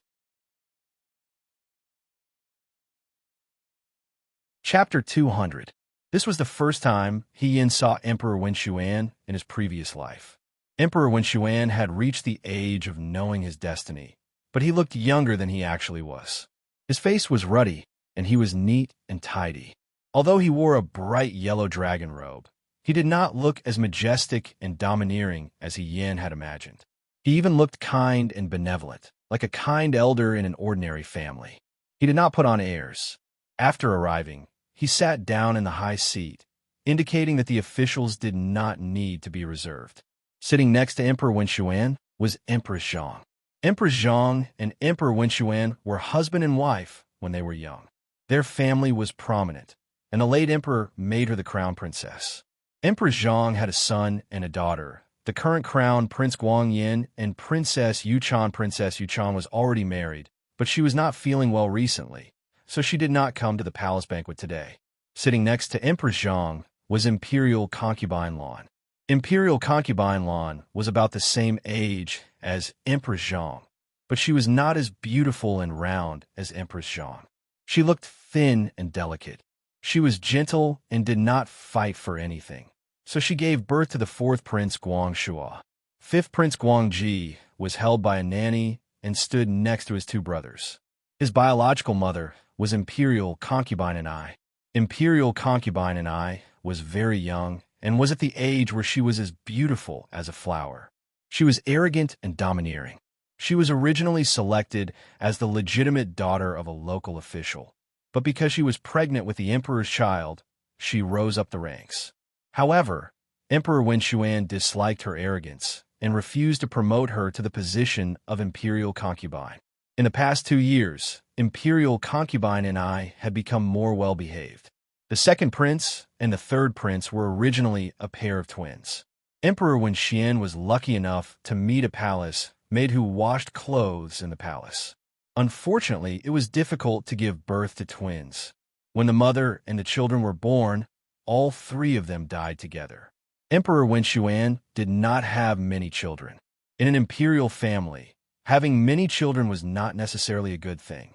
There was only one position, and when there were many people, it was inevitable that some people would be dissatisfied and disloyal. Now that 5th Prince Guangji was still young, only Crown Prince Guangji and 4th Prince Guangxua had the ability to sit in that position. Empress Zhang's family was powerful, and the Crown Prince was the legitimate heir. Coincidentally, the concubine Lan did not fight for the throne. Originally, it was understandable that the Crown Prince would inherit the throne. However, the Crown Prince was a Guangyin with neither talent nor virtue.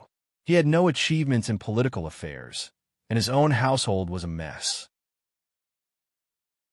Usually, he only knew how to play around. In contrast, the 4th Prince was a Guangyin with both talent and virtue. He had outstanding talent, a gentle temperament, and kept himself clean. The Crown Prince was so weak, and the 4th Prince was so outstanding. Naturally, there were people who were tempted. Moreover, among the 3,000 beauties in the imperial harem, Emperor Wen Xian loved Concubine Lan the most. Although Concubine Lan did not fight or snatch, no one in the imperial harem dared to look down on her. Gradually, the power in the imperial court was divided into 2 factions. One faction supported the Guangyin, while the other faction wanted to ask Emperor Wen Xian to make Guangxua the crown prince. He Yin still remembered that when he was in Liangzhou, he vaguely heard people say that the crown prince did not like Xiao Ju. Xiao Ju led the troops to the Liangzhou Guard. In addition to avoiding Su Jingfu's sharp edge, the crown prince also played a part in it. In other words, Su Jingfu and the Crown Prince Guang Yin were most likely in cahoots. She thought in her heart, but her expression did not change. Fifth Prince Guang Ji was only 5 years old this year. Emperor Wen Xian disliked noble Lady Ni for being arrogant and leading a good child astray. Thus, he gave him to concubine Lan and let concubine Lan raise him together. Noble Lady Ni was flustered and exasperated, but there was nothing she could do. Guangji had been raised by noble Lady Lan for a long time, so he was very close to Guang Shua. At this moment, he was sitting at the table, tugging on Guang Shua's sleeve and whispering, "Fourth brother, Imperial Father said today that he has a happy occasion to announce." "What is it?" Guang Shua smiled and looked at him. "I don't know either. You'll find out later." Guang Yin, who overheard their conversation, sneered, "Fourth brother, Imperial Father likes you so much. I thought you knew all of his secrets. Why? Didn't he tell you in advance this time?" Guang Shua did not take the Crown Prince's provocation to heart. His attitude was still gentle. "Your Highness must be joking." Naturally, the undercurrent on their side was noticed by those who were observant. Emperor Wen Xian was getting older and older. Some things were bound to happen sooner or later. He Yin sat at the men's table. She sat closer to Lin Shuanghe and Xiao Jing, but slightly further away from Yanhe. He Rufei sat even further away. She could even feel Su Zhiheng secretly sizing her up. He Yin also saw Chu Zhao. Chu Zhao did not greet her today. He still spoke gently to others, but he treated Yi Yin like a stranger. Yi Yin did not care about this, but Chu Zhao seemed a little strange today. Not long after the banquet started, Empress Zhang spoke. She smiled and said, "Today is a good day. It's almost mid-autumn. I want to take advantage of today to do something good." Everyone looked at each other. They thought about the battle between the Rundu and Jiang. Dewei defeated Yudo. Today was supposed to be a celebratory banquet, but the main character, Xiao Huijin, was not present. If they were to reward He Rufei, then He Rufei's contribution in the Battle of Huayuan was not outstanding. If they were to reward him now, not only would it not make people feel honored, it would also be insulting. "Sure, Jinbo." Empress Zhang smiled and said, "It's time for the fourth young master of your residence to get married." Chu Linfeng was stunned. He stood up and quickly said, "Yes." Chu Zhao also stood up. "Chu Xilan, I know that you and Lord Su's daughter, Ping Ting, have been Qing Mei's childhood sweetheart. I watched Ping Ting grow up. I also like you very much. The two of you are a match made in heaven. Today I will do this good deed and betroth Ping Ting to you. What do you think?" Su Ping Ting was not at the banquet today. Only Chu Zhao heard this and knelt down. "Thank you for your favor, Your Majesty. I am very grateful." Su Jingfu also smiled and accepted the decree. He bowed and expressed his thanks. The banquet instantly became lively. The surrounding people also took the opportunity to express their thanks to Chu Linfeng and Su Jingfu. Chu Linfeng was very proud. He had 4 sons. The other 3 were average in appearance and talent. There was nothing special about them. Only this son, whose birth mother came from a small city, was stunning and outstanding. He was even able to become in-laws with the prime minister. If this news were spread, he would be very proud. Chu Zhao also smiled and expressed his thanks. However, He Yin saw the smile on his face. He was not happy.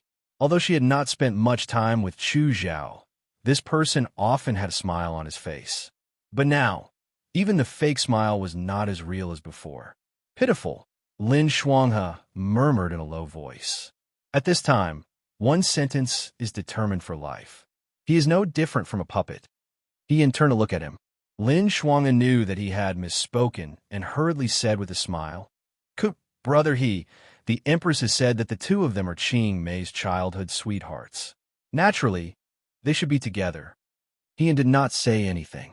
Chu Zhao and Su Jingfu's relationship. Although they were teacher and student, Chu Zhao often had to rely on Su Jingfu to do things. Since he had chosen this path, he had to give up something. For example, freedom. Everyone had their own choices. She felt sympathy for Chu Zhao's situation, but wasn't this also Chu Zhao's own decision? Because of this happy event, The banquet was no longer as formal and lively as before. Seeing this, Emperor Wenxuan smiled and said, "Since this is the case, Jin will also do a good deed today." Everyone at the banquet was shocked. What did this mean? Could it be that there was another happy event? Could it be that they were going to witness two happy events today? Since His Majesty and the Empress had personally bestowed a marriage, it could not be a small figure. Guangji's eyes lit up as he looked at Guangxua. "Fourth brother, who are you bestowing a marriage to this time?" The crown prince also felt that it was strange. He knew about the matter between Su Pingting and Chu Xilan. The crown prince felt that it was a pity that Su Pingting, that girl, was born beautiful. However, he also knew that he already had a crown princess, and Su Jingfu definitely would not let his daughter be a secondary consort. As for Chu Xilan, he also needed to win over him. Therefore, he could only let Su Pingting benefit that brat Chu Xilan. Now, he had not received any news about the person Emperor Wenxuan was bestowing a marriage. "Where is he, Yin of the Liangzhou guards?" As soon as these words came out, everyone at the banquet was shocked. Lin Shuanghe looked at He Yin in surprise. Ow! He Yin was not worried at all. He stood up and walked forward confidently. He knelt down and kowtowed to Emperor Wenxuan.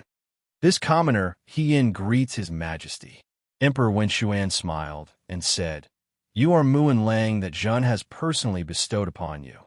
How can you call yourself a commoner?" He Yin said, "This humble subject knows his mistake." Su Zhiheng and He Rufei, who were at the banquet, heard this name and looked at the youth in the hall at the same time. And he frowned and muttered to himself, "What is going on now?" Chu Zhao secretly clenched the teacup in his hand. On the other side, Shun Muxue, who was at the female side of the banquet, lowered her head. Her expression was dark and gloomy. Guangji asked, "Who is this older brother?" Guangshui shook his head. The name He Yin was too unfamiliar. They had never seen this youth before. Only Muan Lang had some impression. He seemed to be Xiao Ju's subordinate when they were at the Liangzhou guards. He was someone who had performed meritorious deeds together with Xiao Ju. "Jin knows that you went to Jiang and the Rundu with General Fengyan. You were also there when Raidamu Zi attacked the Liangzhou guards. The Jiang water battle and the Rundu defense were all your ideas. It is not easy for you to be brave and resourceful at such a young age. Jin thinks that Muan Lang is not enough for you. Why don't I give you the title of Marquis? In the future, you'll be Marquis Wuan this." The courtiers looked at each other in dismay. From a nameless kid to a Marquis, he did not have any important people behind him to recommend him.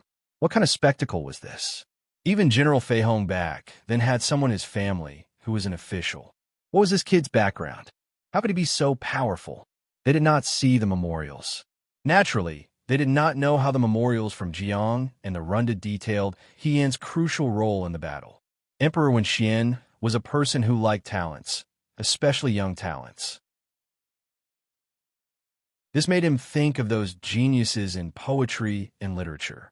To geniuses, the world and rules were restraints. "This humble subject thanks your majesty for your grace." He Yin knelt down.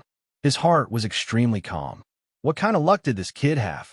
And he gulped down the tea in his teacup and said gloomily, "He rose faster than me." Lin Shuanghe was truly happy for He Yin. His face was about to burst into laughter. "You can't." At this time, an abrupt voice interrupted. He Yin turned his head.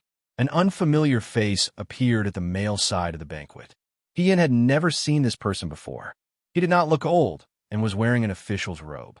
This man's face showed impatience. He lifted the corner of his robe and walked forward. He also knelt down in front of Emperor Wenxian. "Your Majesty, you cannot confer him the Marquis position. This kid is a liar. She is not a man. She is a woman." As if these words were not shocking enough, this person raised his hand and pulled out the wooden hairpin that bound He Yan's hair. Immediately, a head of long hair flowed down. They clearly had the same eyebrows and eyes, but at this moment, they were as elegant and beautiful as a woman. The youth knelt in the hall. His expression was extremely calm, without a hint of panic. On the other hand, the surrounding crowd was like boiling water. They instantly became rowdy. "What's going on? Is she really a woman?" Didn't they say she was a Liang province guard? There are women in the Liang province guard. Is she really a woman? This is the crime of deceiving the monarch. At the banquet, Chu Zhao's gaze focused on the young girl's back. The hands hidden in his sleeves secretly clenched into fists. And he could not hold back. He stood up with a whoosh and shouted, "How is this possible?" When Lin Shuanghe heard that person say no, already had a bad feeling. When he said woman, he almost blacked out. However, he still persisted. At this moment, if he was not careful, he would be labeled as an accomplice in the crime of deceiving the monarch. Lin Shuanghe pressed down on his arm, indicating that he should not move. Lin Shuanghe's lips moved. His mind was quickly calculating how to get away with this. Insist that it was only a boy with a feminine appearance? Impossible. At this point, the nannies from the palace only needed to come over for a brief examination to reveal the truth. Should he just say that He Yan's brain was not working well, and that he mistook him for a woman and was spouting nonsense? That was not right either. If his brain was not working well, how could he deceive so many people? He had always had a lot of crooked ideas. At this moment, he could not think of a single one.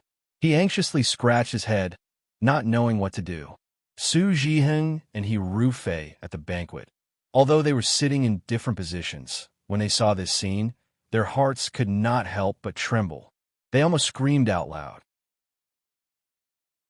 Being called He Yan was a coincidence.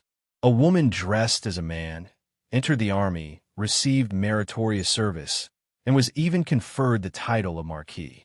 How could it still be called a coincidence? If there was a next life, it would be like this.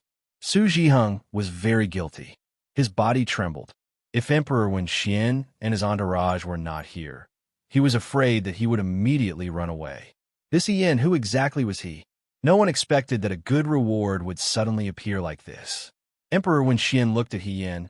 "Muan Lang, what do you say?" "This humble subject is indeed a woman," He Yan said. "Your Majesty is very perceptive. This humble subject does not dare to hide anything." How could he admit it so openly and openly? The courtiers were in an uproar. Shen Muxue sat among the women and stared fixedly at the cup in front of her, as if she did not see this farce. However, if one looked carefully, her fingertips were slightly trembling. Xia Qingxiu sat next to her. Seeing Shen Muxue like this, he was a bit surprised, but he did not say anything. Emperor Zhang also did not expect this to happen. A trace of surprise flashed across her face. However, Emperor Wen Xian did not look shocked or angry. He only lowered his head and looked at He Yan. After a while, the emperor's voice sounded in the hall. "Actually, I already knew that Muan Lang was a woman." Shen Muxue suddenly raised her head. How could this be? Lin Shuanghe was also stunned. The courtiers were even more at a loss. After so many twists and turns, even watching a show was not as exciting as this. First, he revealed Mu and Lang's identity as a woman. Now, the emperor said that he already knew that Muan Lang was a woman. What in the world was going on? Chu Zhao frowned slightly. Suddenly, he looked at Su Jingfu beside him. Su Jingfu had a kind smile on his face. He did not look surprised. Chu Zhao's thoughts flashed. He seemed to have caught a glimpse of something. It was Emperor Zhang who opened her mouth and broke the silence. "Your Majesty, you mean?" The eunuch outside said loudly. "General Feng Yin has arrived." He Yan's heart skipped a beat. Why would Xiao Ju come? Didn't he leave the city? Wouldn't he come today? Emperor Wen Xian laughed. "What's going on? Let beloved official Xiao say it herself." He Yan's heart trembled. This seemed to be different from what she had expected. Why would Xiao Ju be involved in this? She clearly did not mention Xiao Ju at all. Why did Emperor Wen Xian's words mean that it was related to Xiao Ju? Someone walked into the hall. The young governor had changed into a black court robe embroidered with gold. He was beautiful and elegant, like a new willow in spring. He was clearly a martial artist who had fought on the battlefield, but he did not look vulgar at all. He looked like a noble young master from the Shuo capital. The officials here paled in comparison. Shen Muxue stared at Xiao Ju. Xiao Ju walked to He Yan's side and knelt down. From the official's point of view, She and he looked like a young couple who were kneeling down to greet their new wedding. Beloved official, you may rise. Emperor, when Xian glanced at Hien. Muan Lang, you may rise too. Hien and Xiao Ju stood up. Lin Shuanghe gripped the fan in his hand so tightly that it almost broke. He knew that since Xiao Ju had appeared, she would definitely protect him. However, how could he let Hien escape unscathed? Missy is this official's fiancée, he said. I was afraid that war would be unpredictable in Liangzhou. I could not bear to part with her, so I brought her with me. However, I did not expect Miss He to be so smart and brave. As a woman, she was able to achieve as much as a man. Huaijin did not dare to deceive your majesty. He had already secretly reported the truth to your majesty a long time ago. Emperor, when Xian laughed loudly, as if he was amused by Xiao Ju's behavior.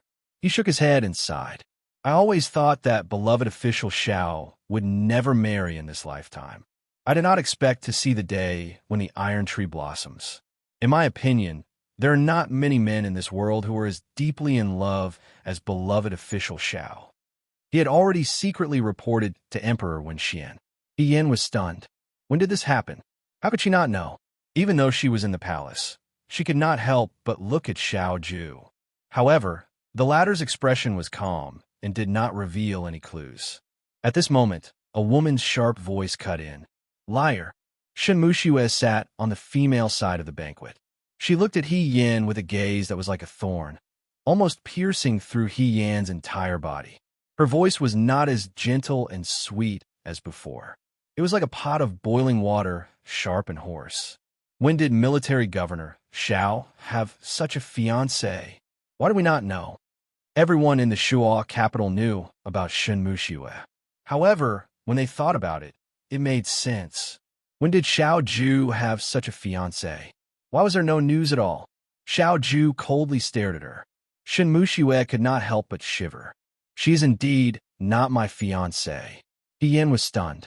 In the next moment, the young man's cold and slightly deep voice sounded. It carried an unquestionable certainty. She is the scene in my eyes, the things in my heart, and the person in my heart.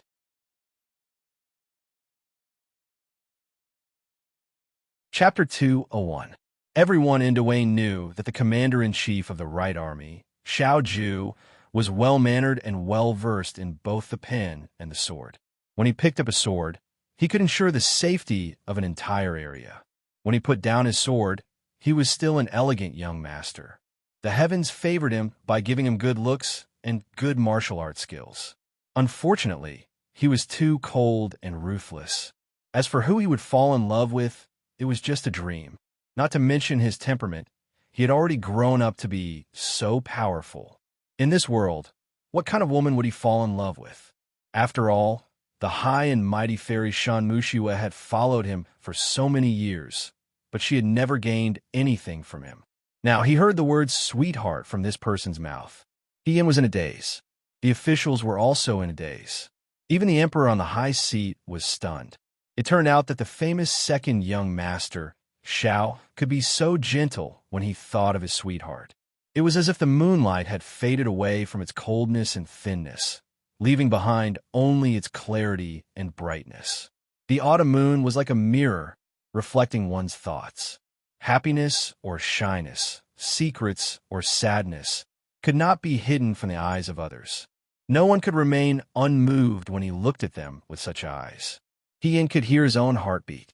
Thump, thump, thump, thump, thump, thump, thump. In a noisy banquet, it was clear and powerful. He was powerless to resist. The emperor's laughter broke the momentary daze. Ha, good. It's rare for Zhen to see beloved official Xiao like this. The empress has accomplished a good deed today. Zhen will also accomplish a good deed today. Since the two of you are in love with each other, beloved official Xiao, Zhen can't think of anything to reward you for this great victory in Jiang. Why don't Zhen bestow you a marriage? This missy will be your wife. Are you willing? Xiao Ju received the decree. This humble subject thanks your majesty for your grace. Hien had no choice but to kneel down to receive the decree.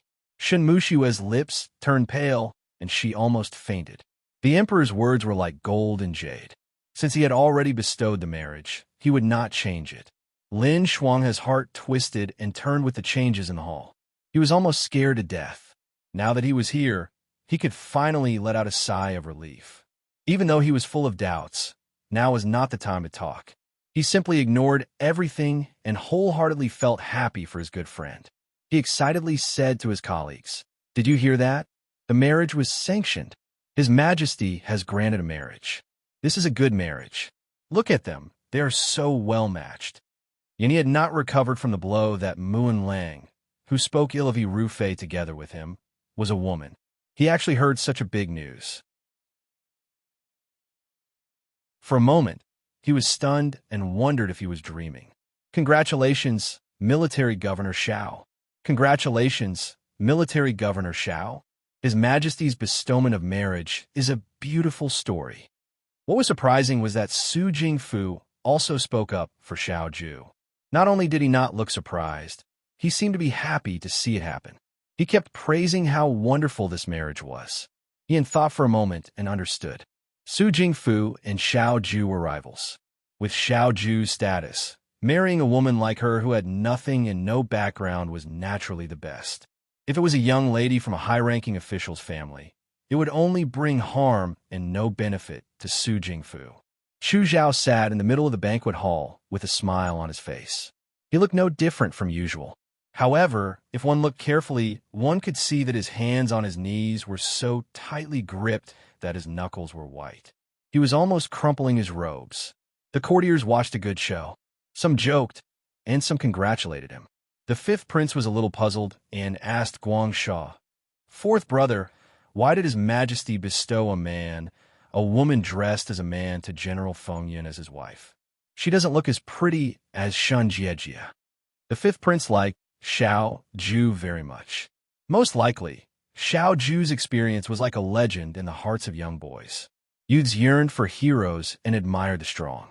The fifth prince Guang Ji heard from his birth mother, noble lady Ni, that Shun Jiejie of the Censor Fu was the most compatible person with Military Governor Xiao.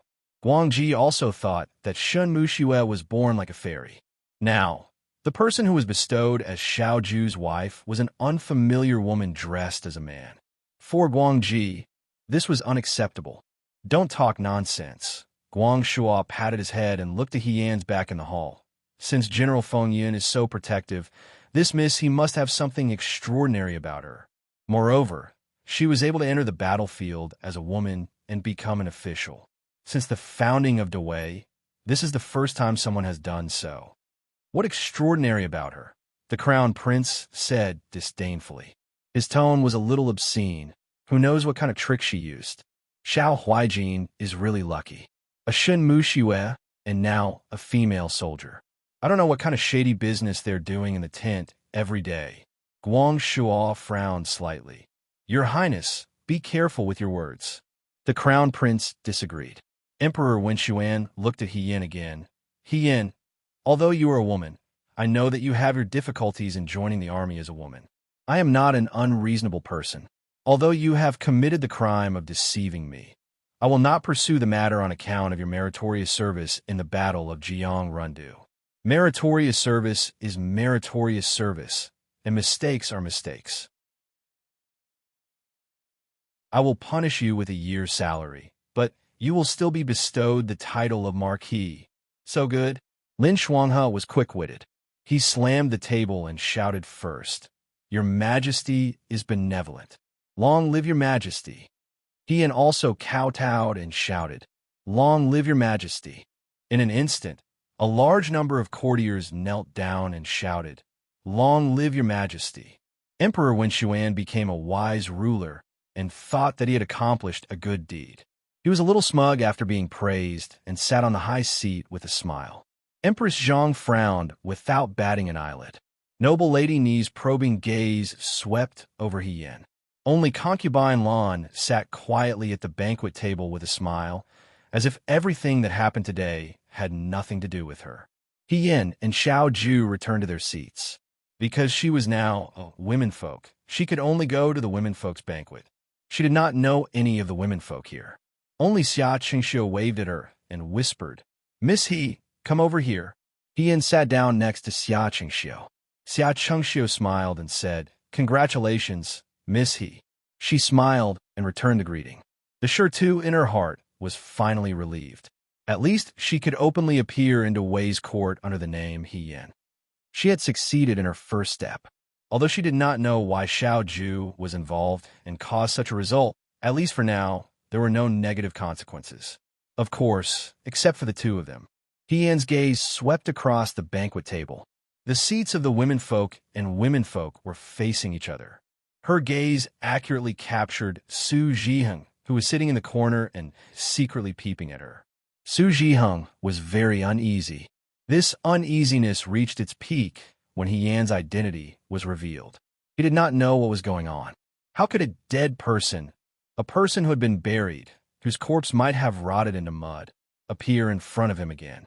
This woman, who was also called He Yin, did not resemble his deceased wife at all. However, her every movement and expression overlapped with the He Yin in his memory. Especially when he peeped at her, she would also look at him across the crowd. Her meaningful gaze made his heart palpitate. Who exactly was she? Su Zhiheng did not believe in ghosts and gods. Every year, he would pray for blessings and burn incense in the temple. He was the most impatient. When he was young, his teacher always said that one should fear ghosts and gods. However, he always thought that if ghosts and gods really existed in the world, there would not be so many things that could not be done. When they were alive, they could not fight. How could they become fierce after they died?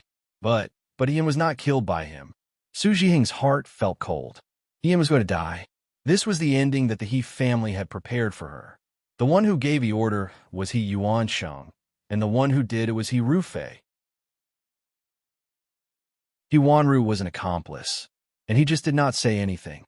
Even if the evil ghost came back for revenge, shouldn't the He family be the first to take revenge? Why would they look for him? He gathered his courage and looked at He Yin again. However, he saw that the woman had already turned her head and was talking to Xia Chengxiu. It was as if the gaze just now was just an illusion. Su Zhiheng looked at He Rufei again. They were grasshoppers on the same rope. If Ian really turned into a ghost and came back, she would definitely not let He Rufei go. As if sensing Su Zhiheng's gaze, He Rufei looked over. He frowned and slightly shook his head at him, indicating that he should not be too obvious. In the imperial court, the two of them always interacted with each other indifferently to avoid being discovered by others. Su Zhiheng was burning with anxiety. However, the banquet was not over yet, so he could not leave without permission. He could only lower his head and continue this long and nauseating celebration banquet as if he was sitting on pins and needles. Emperor Wen Xuan was very happy and drank a lot today. He had been on the throne for many years and did not have much talent in politics. In the first few years, it was okay. He worked hard day and night. Later, he felt that he really did not have any ability and simply became lazy. Although he was not outstanding, he was not an incapable ruler. With the court officials looking after him, nothing major would happen. Until Su Jingfu's power became greater and greater. Many officials secretly reported to him to be wary of Prime Minister Su. Emperor Wen Xuan did not know that this was inappropriate. However, he had relied on Su Jingfu for many years. If Su Jingfu was not around, he would not be able to find someone to replace Su Jingfu. Moreover, Su Jingfu's status was not low. If something happened to such an important official, the imperial court would definitely be in turmoil. Although he did not have any talent in politics, he had seen the same thing happen when the previous emperor was alive. However, as long as one was human, they would have their own selfish motives. He turned a blind eye to Su Jingfu's actions. Su Jingfu covered the sky with one hand and affected the interests of many people. Gradually, Emperor Wen Xuan knew that behind his back, there were people who called him an incapable ruler. However, they did not know that when the water was too clear, there would be no fish. Governing a country was different. Even as the emperor, there were times when he could not control himself. Xiao Zhongwu's defeat, Yudo's restlessness, the crown prince's tyrannical and immoral behavior. All kinds of messy matters came one after another. giving him a headache. However, tonight he did something that everyone praised as right. It was not easy. Emperor Wen Xuan was happy from the bottom of his heart. Tonight, at a banquet, the two most promising people in the Shuo capital were both bestowed with marriage. Originally, Chu Zhao and Su Pingting's marriage was the Chu family's way out of their league. However, now that Xiao Huijin's marriage was announced, Chu Zhao's marriage was not so surprising anymore. Everyone whispered to each other. Where did Yin come from? Xiao Zhongwu's eldest son, Xiao Rubi, did not care about the opinions of outsiders and married a concubine's daughter. His youngest son, Xiao Huijin, was even more extreme. No one had even heard of his name. Could it be that his family did not even have an official position? On the other hand, Xiao Ju was very calm from the beginning to the end. Lin Shuanghe sat beside him. He wanted to immediately pull Xiao Ju to the side and ask him what was going on. However, under everyone's gaze, it was not good to ask, so he could only suppress his curiosity. Looking at Yin he was the same. He was so sullen that he wanted to flip the table. Everyone had their own thoughts during this celebratory banquet. When it ended, the main characters at the banquet all let out a sigh of relief. Yin stood up. Xia Qingxiu was still a bit worried. Miss He, do you need me to accompany you? She was now being stared at by countless pairs of eyes. Everyone looked at her with calculating gazes. Most ordinary women would not be able to handle it. It's okay. Yin smiled and thanked her for her kindness. I'll go out by myself. Xia Qingxiu did not insist. Just as he was about to leave, he thought of something and turned to look at Shun Muxue. He saw that Shun Muxue's face was pale and his lips were pale. He was like a stiff puppet without any signs of life. She paused. In the end, she did not say anything and got up to look for Yin He. The emperor and the other concubines had already left. Yin He pulled Xia Qingxiu and rushed over aggressively. When he saw Lin Shuanghe but did not see Xiao Ju, he was furious. Where's Xiao Huijin? And that Muan Lang? They lied to me so bitterly. I must get an explanation. Xia Qingxiu pulled him back and seemed to be speechless. He reminded him, Marquis Wu is a woman. You should watch your words. Have you seen a woman who can chop off several heads with a knife? Yin He shouted, I don't care if they're women or not. Are the two of them playing with me? I'm about to become an idiot. Xia Qingxiu, be careful. Father is here. What if he hears you? Xia Qingxiu's father, Lord Xia, was looking in their direction, and he was shocked. He coughed softly and lowered his voice. His face was still angry. He clenched his fist and asked, Where are the two of them? Lin Shuanghe spread his hands. They left, and he widened his eyes in disbelief. When? After the emperor left, the two of them left. Lin Shuanghe waved his fan. They just got married and will be husband and wife in the future. Why are you, an outsider, interfering? Lin Shuanghe glanced at Xia Qingxiu and said with a smile, Could it be that you still haven't given up and want to move Mimi He into your tent? Yan's identity had been exposed anyway, so he might as well openly call her Mimi He. And he was so angry that his face turned green. Don't talk nonsense. He looked at Xia Qingxiu, who was smiling but not speaking, and emphasized in a low voice, I'm not familiar with Muan Lang at all. Then you should go back early. Lin Shuanghe patted his shoulder. On the day of their wedding, I'll definitely invite you to the wedding banquet. Don't worry. After he finished speaking, he walked away while humming an off-key tune. In a courtyard somewhere in the palace, weeds were overgrown. It was already autumn, so the flowers and leaves had withered. There was no sign of human habitation here, making it seem even more desolate and lonely. A bright moon shone on the eaves, causing the courtyard to be filled with white frost. The person in front stopped, and the girl behind him stood still. Puzzled, she asked, Where is this place? It's an abandoned side palace, Xiao Ju said. There are people guarding it, so no one can come in. The palace was huge, and it was Yan's first time entering the palace, but Xiao Ju wasn't. It was normal for him to know about the secret passages. Seeing that there was no one around, Yan was slightly relieved. He looked at him and asked, Commander-in-Chief, what's going on? Why did the Emperor say today that you had already told him my identity? Xiao Zhu said calmly. Didn't you give Zhao Shiming a letter? He Yin was shocked. How did you know? He didn't answer, but He Yin understood. Xiao Zhu had many capable people under his command. Not to mention entering the palace. He probably would have fallen into Xiao Zhu's hands before he even entered the palace. Why did you write a letter behind my back?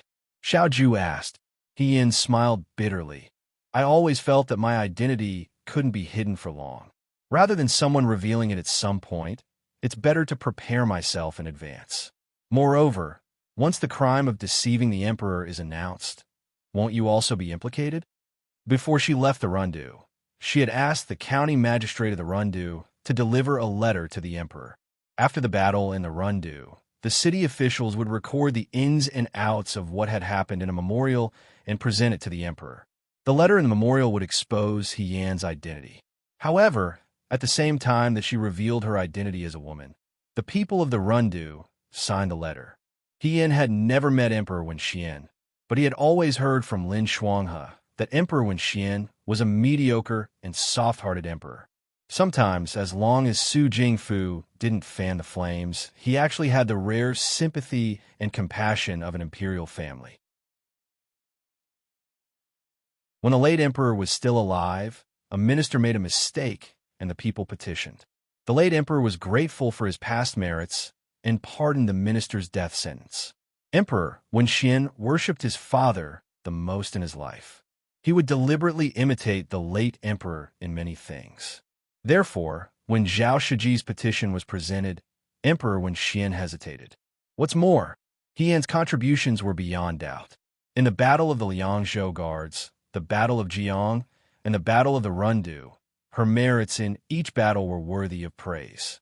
In comparison, dressing up as a man wasn't a big responsibility. Moreover, she didn't choose to disguise herself as a man. She had no other choice but to join the army by accident. Her merits outweighed her faults. She was a young genius and a woman. The petition from the people would be the last straw that broke the emperor's back. If she wanted to win the hearts of the people, Emperor Wen Xian couldn't order her to be executed. Otherwise, what would the new Liangzhou guards think? What would the people of Jiang think? What would the rescued women in the Rundu think? He Yan thought that he had considered everything and tried his best to convince Zhao Shiji. However, he didn't expect Xiao Zhu to interfere at this moment. Stop the letter, he said. He Yan stared at him. Your plan was good, but it wasn't perfect. You might be able to escape unscathed, but you might also lose your life. As long as there was a slight possibility, he wouldn't let He Yan take the risk. But didn't you also expose my identity? He Yan didn't understand. How did you convince His Majesty? She didn't know that the memorial that Xiao Zhu had presented on her behalf had tied the two of them together from the beginning. There was no fan sheng or no other choice. Everything was because Xiao Zhu had brought He Yan into the army camp for her own selfish desires. If the crime of deceiving the emperor was to be considered, then both of them would be punished. However, with Yudo eyeing them like a tiger watching its prey, Emperor Wen Xian couldn't bear the consequences of not having Xiao Zhu guarding Wei's territory. Therefore, Emperor Wen Xian wouldn't punish them. Even if he did, Xiao Zhu would bear the responsibility. Of course, he made this matter a little more soul-stirring. The memorial was as moving as a love story passed down by word of mouth. It easily moved Emperor Wen Xian's romantic and talented heart. After that, he secretly leaked the news to Su Jingfu. When it came to Xiao Zhu's marriage, other than the Xiao couple, Su Jingfu was most worried about it. Everyone in Shuajing knew that Shun Muxue was the most likely person to marry Xiao Zhu. If the Shun family and Xiao family were to become in-laws, Imperial Censorshin's people would all stand on Xiao Zhu's side. This made Su Jingfu very distressed. Even if it wasn't Shun Muxue, Su Jingfu wouldn't be happy if she was the daughter of a court official in Shuajing, as long as it could increase Xiao Zhu's power. At this time, He Yan suddenly appeared. Su Jingfu sent people to investigate and found out that she was just the daughter of a military officer at the city gates. He simply thought that this was a good thing that fell from the sky. Therefore, not only did he not stop it, he even tried his best to facilitate the marriage between Xiao Zhu and He Yan. For Xiao Zhu to marry He Yan a woman who wouldn't be of any help to his career, Su Jingfu was happy to see it happen. Therefore, there was the scene at the celebration banquet today. Xiaoju only picked out a few important points. After listening, Hien was silent for a long time. She never thought that things would turn out this way. Her purpose for writing that letter, other than to get herself out of the possible death sentence, was to not implicate Xiaoju and draw a clear distance from him. However, she didn't think that she would be involved in a marriage. Although at some point, when he said the words sweetheart, she was indeed moved and wished that time would stop. However, she had to wake up from the dream. There were things that she had to do. She couldn't let Xiaoju be soft-hearted and let him sacrifice his precious life just to protect her. His life should be like the bright moon in the sky, clean, bright, and never mixed with the dark and rotten mud of the ditch. As long as it shone on her, she didn't expect anything more. Governor, Hien took a deep breath and looked up at him. Actually, you don't have to help me by asking His Majesty to grant you a marriage. It's too unfair for you to try your best to maintain a fake marriage. It's not fake. Xiaoju interrupted her. Hien was stunned. What did you say? What was said in the palace is not fake. The young man's voice was gentle. His eyelashes drooped down, and there were faint ripples in his dark eyes. He was unbelievably gentle. In the cold autumn night, the courtyard was deep, and the Milky Way was quiet. The slanting moon climbed up the curtain. The night was not as beautiful as a certain someone's eyes. He asked, "Do you like the moon?" Hien answered blankly, "I like it." The next moment, something warm and cold was stuffed into her hand. Hien looked down. It was the black jade that was rumored to be the heirloom of the Shao family, which she had snatched away when she was drunk.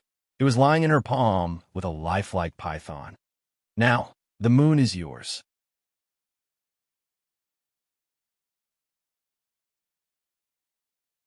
Chapter 202. Hien was still in a daze when they boarded the carriage to leave the palace. Fei Nu was an honest person. She silently drove the carriage while the young man sat beside her. The jade pendant in her hand was originally cold to the touch. Now that she held it tightly, it seemed to be burning hot. Xiaoju's gaze fell on her hand. She raised her eyebrows and asked, "Do you want to crush it?" Hien's strength was trained by throwing stone weights in the martial arts field. Crushing a walnut with her bare hands was not a problem. It was not impossible for her to crush this piece of jade. She was startled and unconsciously spread her hands. She did not know what to do. This was a dual-colored jade bestowed by the Empress Dowager. One was given to Xiao Jing and the other to Xiaoju. It was rumored that it was the family heirloom of the Shao family. Lin Shuang has said that this jade pendant never left Xiaoju's side. She had once stolen it when she was drunk in the Liangzhou guards. Knowing that it was a rare item, she returned it to Xiaoju. She did not expect that after so many twists and turns, it would still end up in her hands. Hien had never received such a valuable gift. She hesitated and said, "Governor, this is not appropriate for me, is it?" Xiaoju took the snake-patterned black jade from her hand. He lowered his head and removed the tassel from Hien's waist and replaced it with this piece of black jade. His movements were gentle and his expression was careful. His tone was clear and light. Big brother gave his piece to sister-in-law. Since you and I are engaged, I should give it to you. Engagement. Hien's face turned red again. The words that Xiaoju had said to her in that abandoned side palace just now, she simply couldn't think about it. If she thought about it, she would feel like she had secretly seen fireworks for the first time after the New Year's Eve dinner. Boom! The fireworks flew into the sky and turned into countless dazzling stars in the sky. Even when she lay on the bed at night, she could not fall asleep. She would always remember the beauty of that moment. Hien tried to stop herself from thinking about it. She asked, "Are we going back to Shao Manor now?" Hearing the word back, Xiaoju curled his lips and said, "To your home." "My home? You're a woman." Xiaoju lowered her eyes. "No one knew that you lived in the Shao mansion before, but after today, someone will definitely investigate the He family. If you live in my residence, there will be gossip." He didn't care about what other people thought, but Hien couldn't, and neither could He Sui and He Yunsheng. Nowadays, men and women were not as clear-cut as in the previous dynasty, But if word got out that she was living in another man's residence before she was married, it would not be good for Hien. Right? Hien nodded. When she thought about returning to the He family, she felt another headache. He Yinsheng had repeatedly urged her to immediately resign. Now, not only did she not resign, she was also promoted to nobility. Fortunately, he didn't have to worry about the woman's identity being exposed. But for He Sui and He Yunsheng, it should be a big shock. Don't worry. Xiao Ju seemed to have seen through her worries and reminded her. During the celebration banquet, there were already people who went to congratulate the He family in advance. Your father and younger brother should already know. He Yin felt relieved. He Sui and He Yunsheng indeed already knew. Not long ago, He Yunsheng was still reading in his room. He Sui came back from her employer's home and took some water to take a bath. Qing Mei had just finished washing their clothes when she heard someone knocking on the door. Their street was filled with people who did small business, and they weren't rich. It was already so late, and all the houses were closed. Qing Mei was a girl, after all. He Sui took an oil lamp and went to open the door. He Yunsheng was worried that something might happen, so he also closed the door and put on an outer robe to follow his father, who knew that when the door opened, there would be a long line of people outside. They were all dressed as palace servants. He Yunsheng's heart skipped a beat. He only thought, could it be that something happened to Hien? Her official position of Mu and Lang came easily, but it wasn't a long-term plan. Once the matter was exposed, she was afraid that she would suffer a disaster. He Sui was also confused. He Yunsheng didn't tell his father that He Yin had been promoted because he was afraid that he would worry. He Sui only thought that it could be that the Fan family came to cause trouble again. He immediately asked, "Officials, this is congratulations to Old Master He. Congratulations to Old Master He." The head servant's face was full of joy as he ordered people to carry the box behind him into the courtyard. Old Master He raised a good daughter. Lady Yi is a woman who doesn't lose out to men. Previously, in the Battle of Jiang and the Battle of Rundu to defend the city, His Majesty conferred Lady He the title of Marquis, Wu Un, and bestowed a marriage. I think that General Feng Yin will soon come to visit, so I congratulate you in advance. He Yunsheng sucked in a breath of cold air. This street wasn't very wide. Once night fell, people could clearly hear who was beating their children or quarreling with each other. These eunuchs' formation was too big, so the neighbors had already heard the commotion. Some hid behind their doors and peeked out through the cracks of their doors, while others simply opened their doors to watch the commotion. They didn't mind the commotion. At this moment, the eunuchs rattled on. Everyone didn't quite understand, but they were clear about one thing. The eldest daughter of the He family didn't die. Not only did she not die, but she also didn't confer an official position and was bestowed a marriage. He Sui only knew that He Yin had returned to the capital. Because of his inconvenient identity, he temporarily stayed at a friend's house. He Sui thought that He Yin had become a deserter, so he didn't dare to say anything. Now, all of these matters were so confusing that he didn't know where to start asking. However, He Yunsheng was quick-witted. When he heard the eunuchs say daughter, he knew that He Yan's identity as a woman couldn't be hidden anymore. However, these people also said that His Majesty had rewarded him. Did they not intend to pursue He Yan's crime of deceiving the emperor?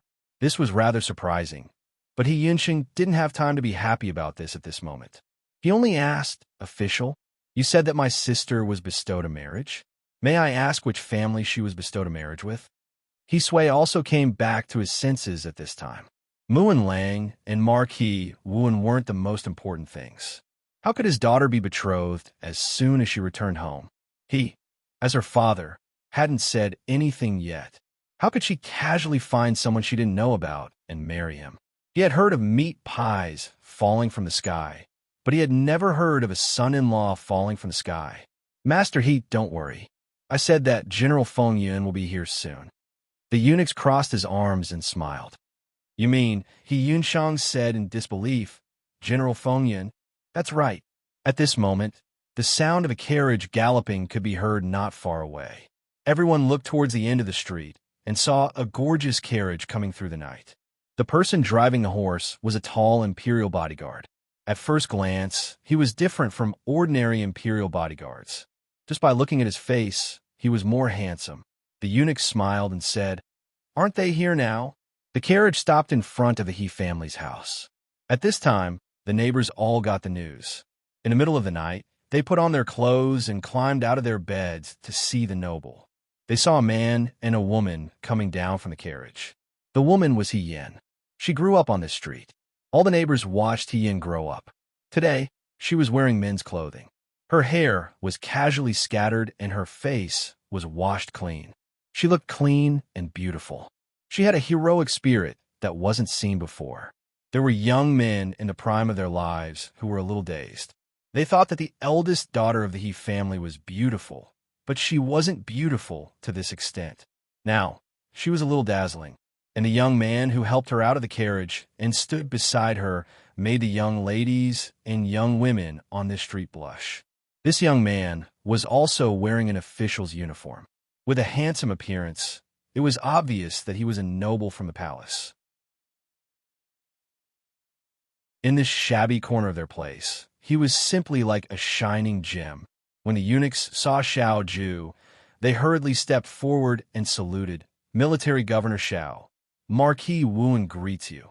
It was unknown which stupid neighbor shouted, "Military Governor Xiao, this is Old He's son-in-law, Military Governor Xiao.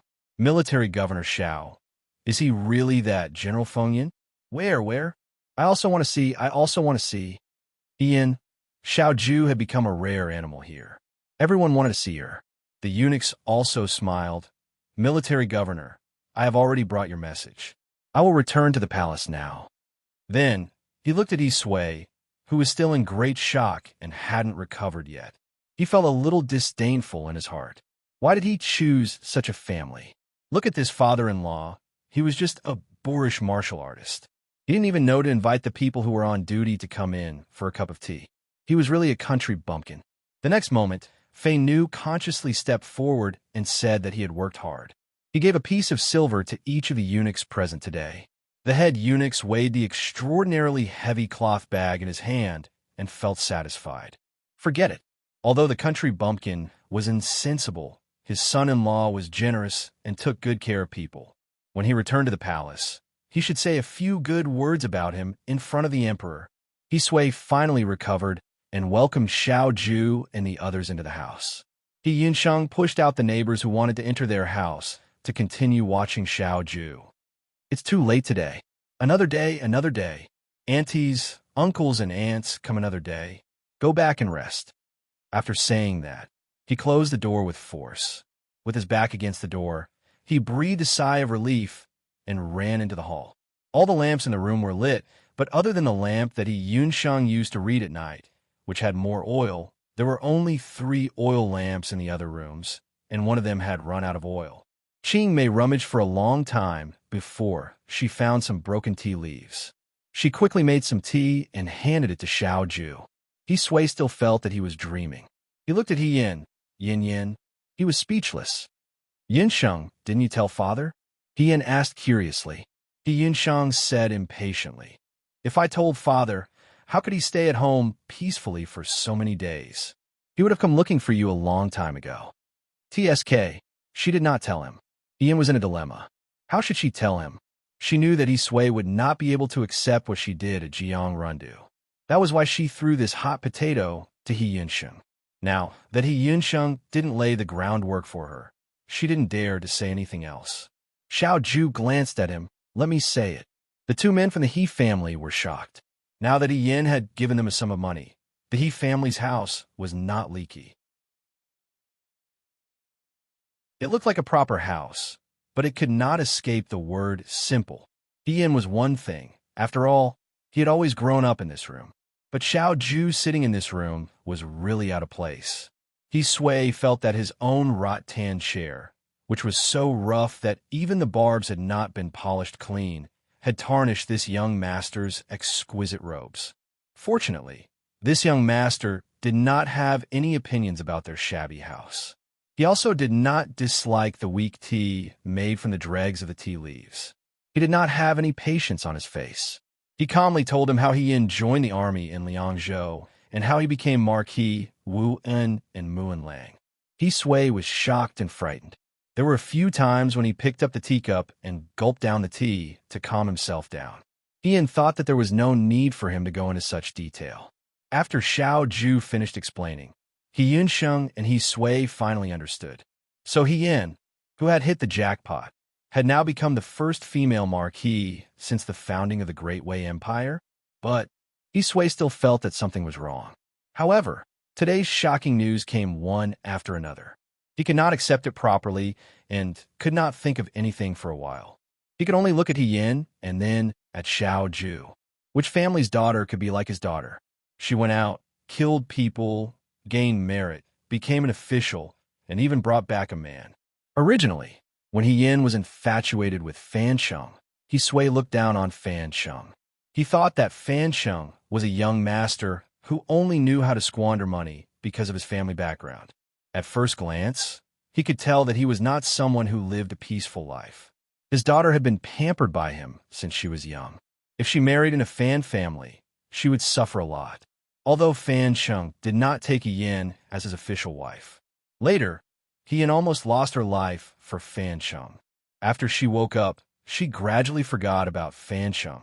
He Sui was very happy. He only thought that after a few days, he would ask a matchmaker to help him find a suitable young man in Yinjing. Later, He Yin left Shuajing and joined the army.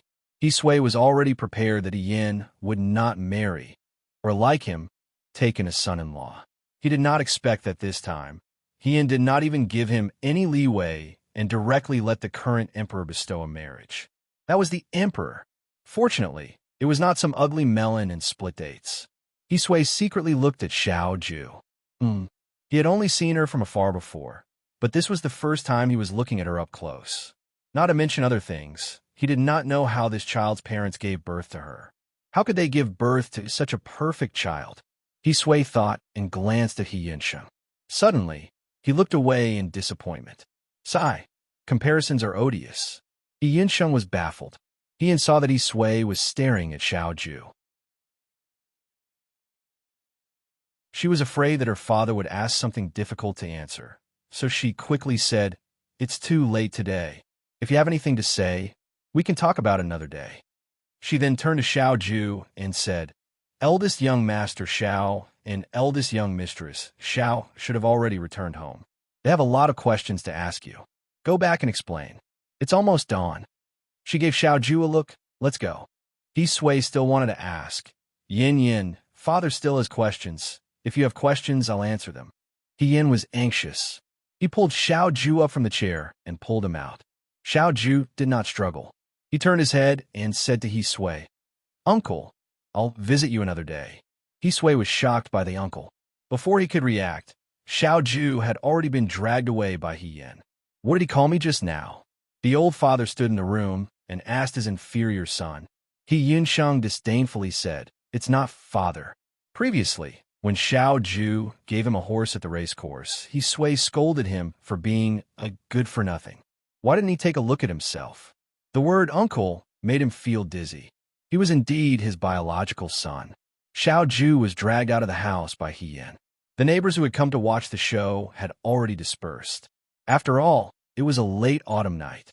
Even if they were curious and wanted to see the legendary General Feng Yun, they could not squat in the corner in the cold wind for the entire night. There was no one on the street. Xiao Ju let her drag him along without struggling. After they were out of the house, He Yin looked around with a guilty conscience. He only let go when he was sure it was safe. Xiao Ju looked at her calmly and reminded her, "Your actions make it seem like I'm ashamed." He Yin came back to her senses and laughed. The people on the street liked to watch a show. "Governor, I'm sure you don't like to be stared at." "Xiao Ju, I don't hate it." He Yin thought. Who would believe that? This person is usually alone. Now she's saying she doesn't hate it? A man's mouth was full of lies. She looked back at the door again. He Yunsheng and He Sui did not chase after them. Qing Mei was obedient and did not make any movements. He Yin sighed in relief. He Yin felt strange bringing Xiao Ju back. It was mainly because Emperor Wen Xian's imperial edict was too sudden. He Yin was not prepared for it. She pushed Xiao Ju out. She knew that it was time to say goodbye to Xiao Ju, but she did not know what to say. When they were in the Liangzhou Guards and in Jiang, they got along very well. Why was it that when they were in Shuo capital, she could not say a single word? She had been in the military for a few years and had a glib tongue. However, at this moment, she could only squeeze out 2 words. Have a safe trip. Xiao Ju could not help but laugh. He Yin asked, "What are you laughing at?" He bent down slightly so that his eyes were level with He Yan's. He curled his lips and teased her seriously. "Lady's not as good at lying anymore." "Damn it," He Yin said vaguely. "I've never lied to you." Xiao Ju stood up straight and rubbed her head. "It's windy here. You should go back." He Yin nodded and looked up at him. She did not know why, but she felt a little reluctant. Ever since she joined the military, she had spent a lot of time with Xiao Ju. Now that she was back in Shuo capital and had regained her identity as a woman, it was impossible for her to spend time with Xiao Ju, let alone spend the night with him. Xiao Ju seemed to know what she was thinking and said, "Don't worry, I'll come and see you." He Yin blushed again and replied instinctively, "Yes, I'll come and see you too." As soon as the words left her mouth, she realized what she had said. She wanted to knock herself out so that she could muddle through this awkward conversation. He Yin knew that she would make a fool of herself if she stayed any longer. She turned around and said, "Then I'll go now. See you another day, Commander-in-Chief." She went into the house and closed the door. Xiao Ju stood at the door and looked at the closed door. After a while, he walked towards the carriage that was parked at the corner. Fei Nu skillfully pulled the reins and the carriage left the alley. The interrogation in the house was not over yet. Qingmei did not dare to speak when there were outsiders. Now that there was no one else in the house, Qingmei hugged her and cried, "Lady, it's great that you're still alive." This servant thought that she would never see you again.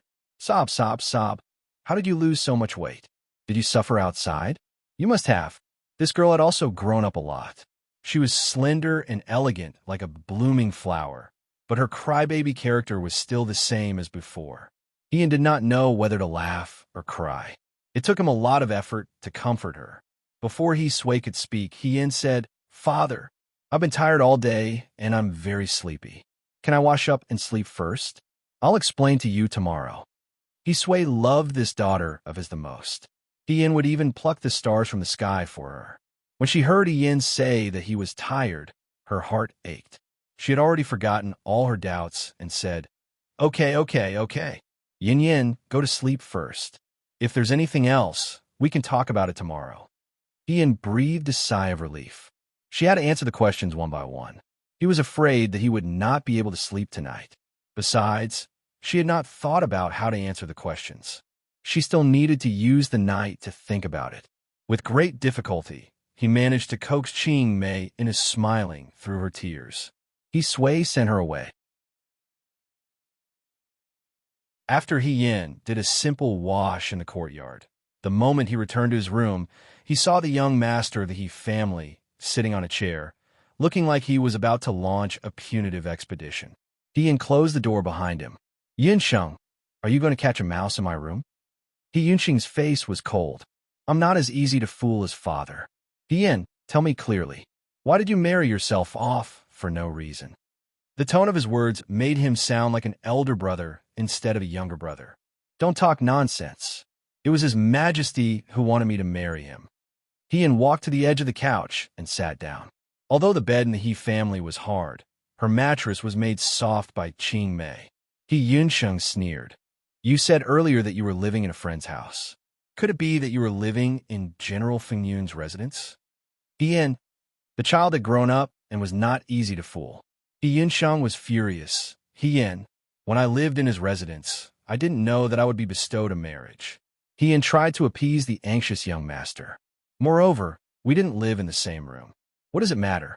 You are a woman." "Yunsheng, I joined the army before. Did you know that I joined the army? When I was in the Liang province guards, my brothers and I all lived in the same bed. There were more than a dozen people on the same bed. For me, it was too pretentious to say that men and women were different. It was impossible for me to do it." He Yunsheng was so angry that he almost vomited blood. The sisters of other families all scrupulously followed etiquette. It was not that He Yunsheng was pedantic. If it was someone else, it would be fine, but it just had to be a Xiao Ju. That kind of family was so outstanding. To put it bluntly, people with eyes would think that the He family was trying to climb up the social ladder. He-Yen's thoughts were simple. What if Xiao Ju or the Xiao family looked down on him because of this? This world had always been difficult for women. Gossip was a fearful thing. However, looking at He-Yen in front of him, yawning indifferently, He-Yunxing's heart softened again. Forget it. It was already very good that he could come back alive.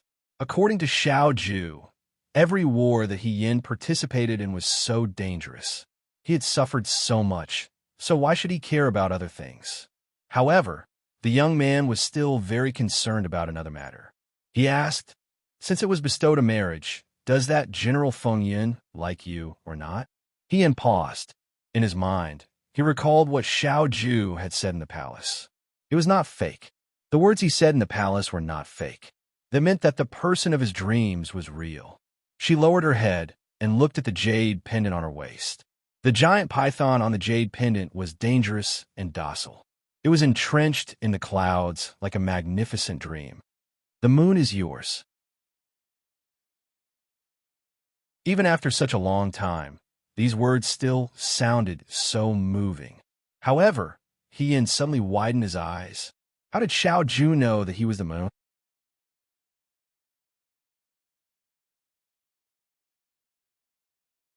Chapter 203. Just as He-Yen was tossing and turning in bed, unable to sleep, Xiao Ju, who had just returned to the Xiao family, bumped into Xiao Jing and his wife, who had been waiting at the door for a long time. Bai Rongwei didn't even have time to change her clothes. She and Xiao Ju were sitting in the main hall, waiting for Xiao Ju to return. Xiao Jing immediately asked, Huai Jin, what's going on? He gong. How can this be amiss? Xiao family was in a state of turmoil and chaos. It was already shocking enough that they found out during the banquet that the young master living in their house was a girl. The emperor even went as far as to grant a marriage. No matter how magnanimous their family was, they couldn't change the fact that Xiao Ju's good friend had turned into his wife. The only thing they were sure of was that Xiao Ju definitely liked Miss He. Otherwise, he wouldn't have said those things in front of all the civil and military officials. Now that they thought about it, everything, such as wanting He-Yen to live in his courtyard, always seeming to protect him, were now explained. They had just explained the same thing to He Sui at the He family, and now they had to explain it to Xiao Jing. Fortunately, they were family, so Xiao Ju didn't go into too much detail. He just gave a rough summary so that the husband and wife could understand. Xiao Jing and Bai Rongwei barely understood, and they looked at each other. Bai Rongwei probed, Huai Jin, do you really like Miss He? Xiao Ju calmly said, if it's fake, then can the Xiao family go against the emperor's decree? Bai Rongwei was speechless. Of course they couldn't. His lips curled. If it's fake, then there wouldn't be this marriage.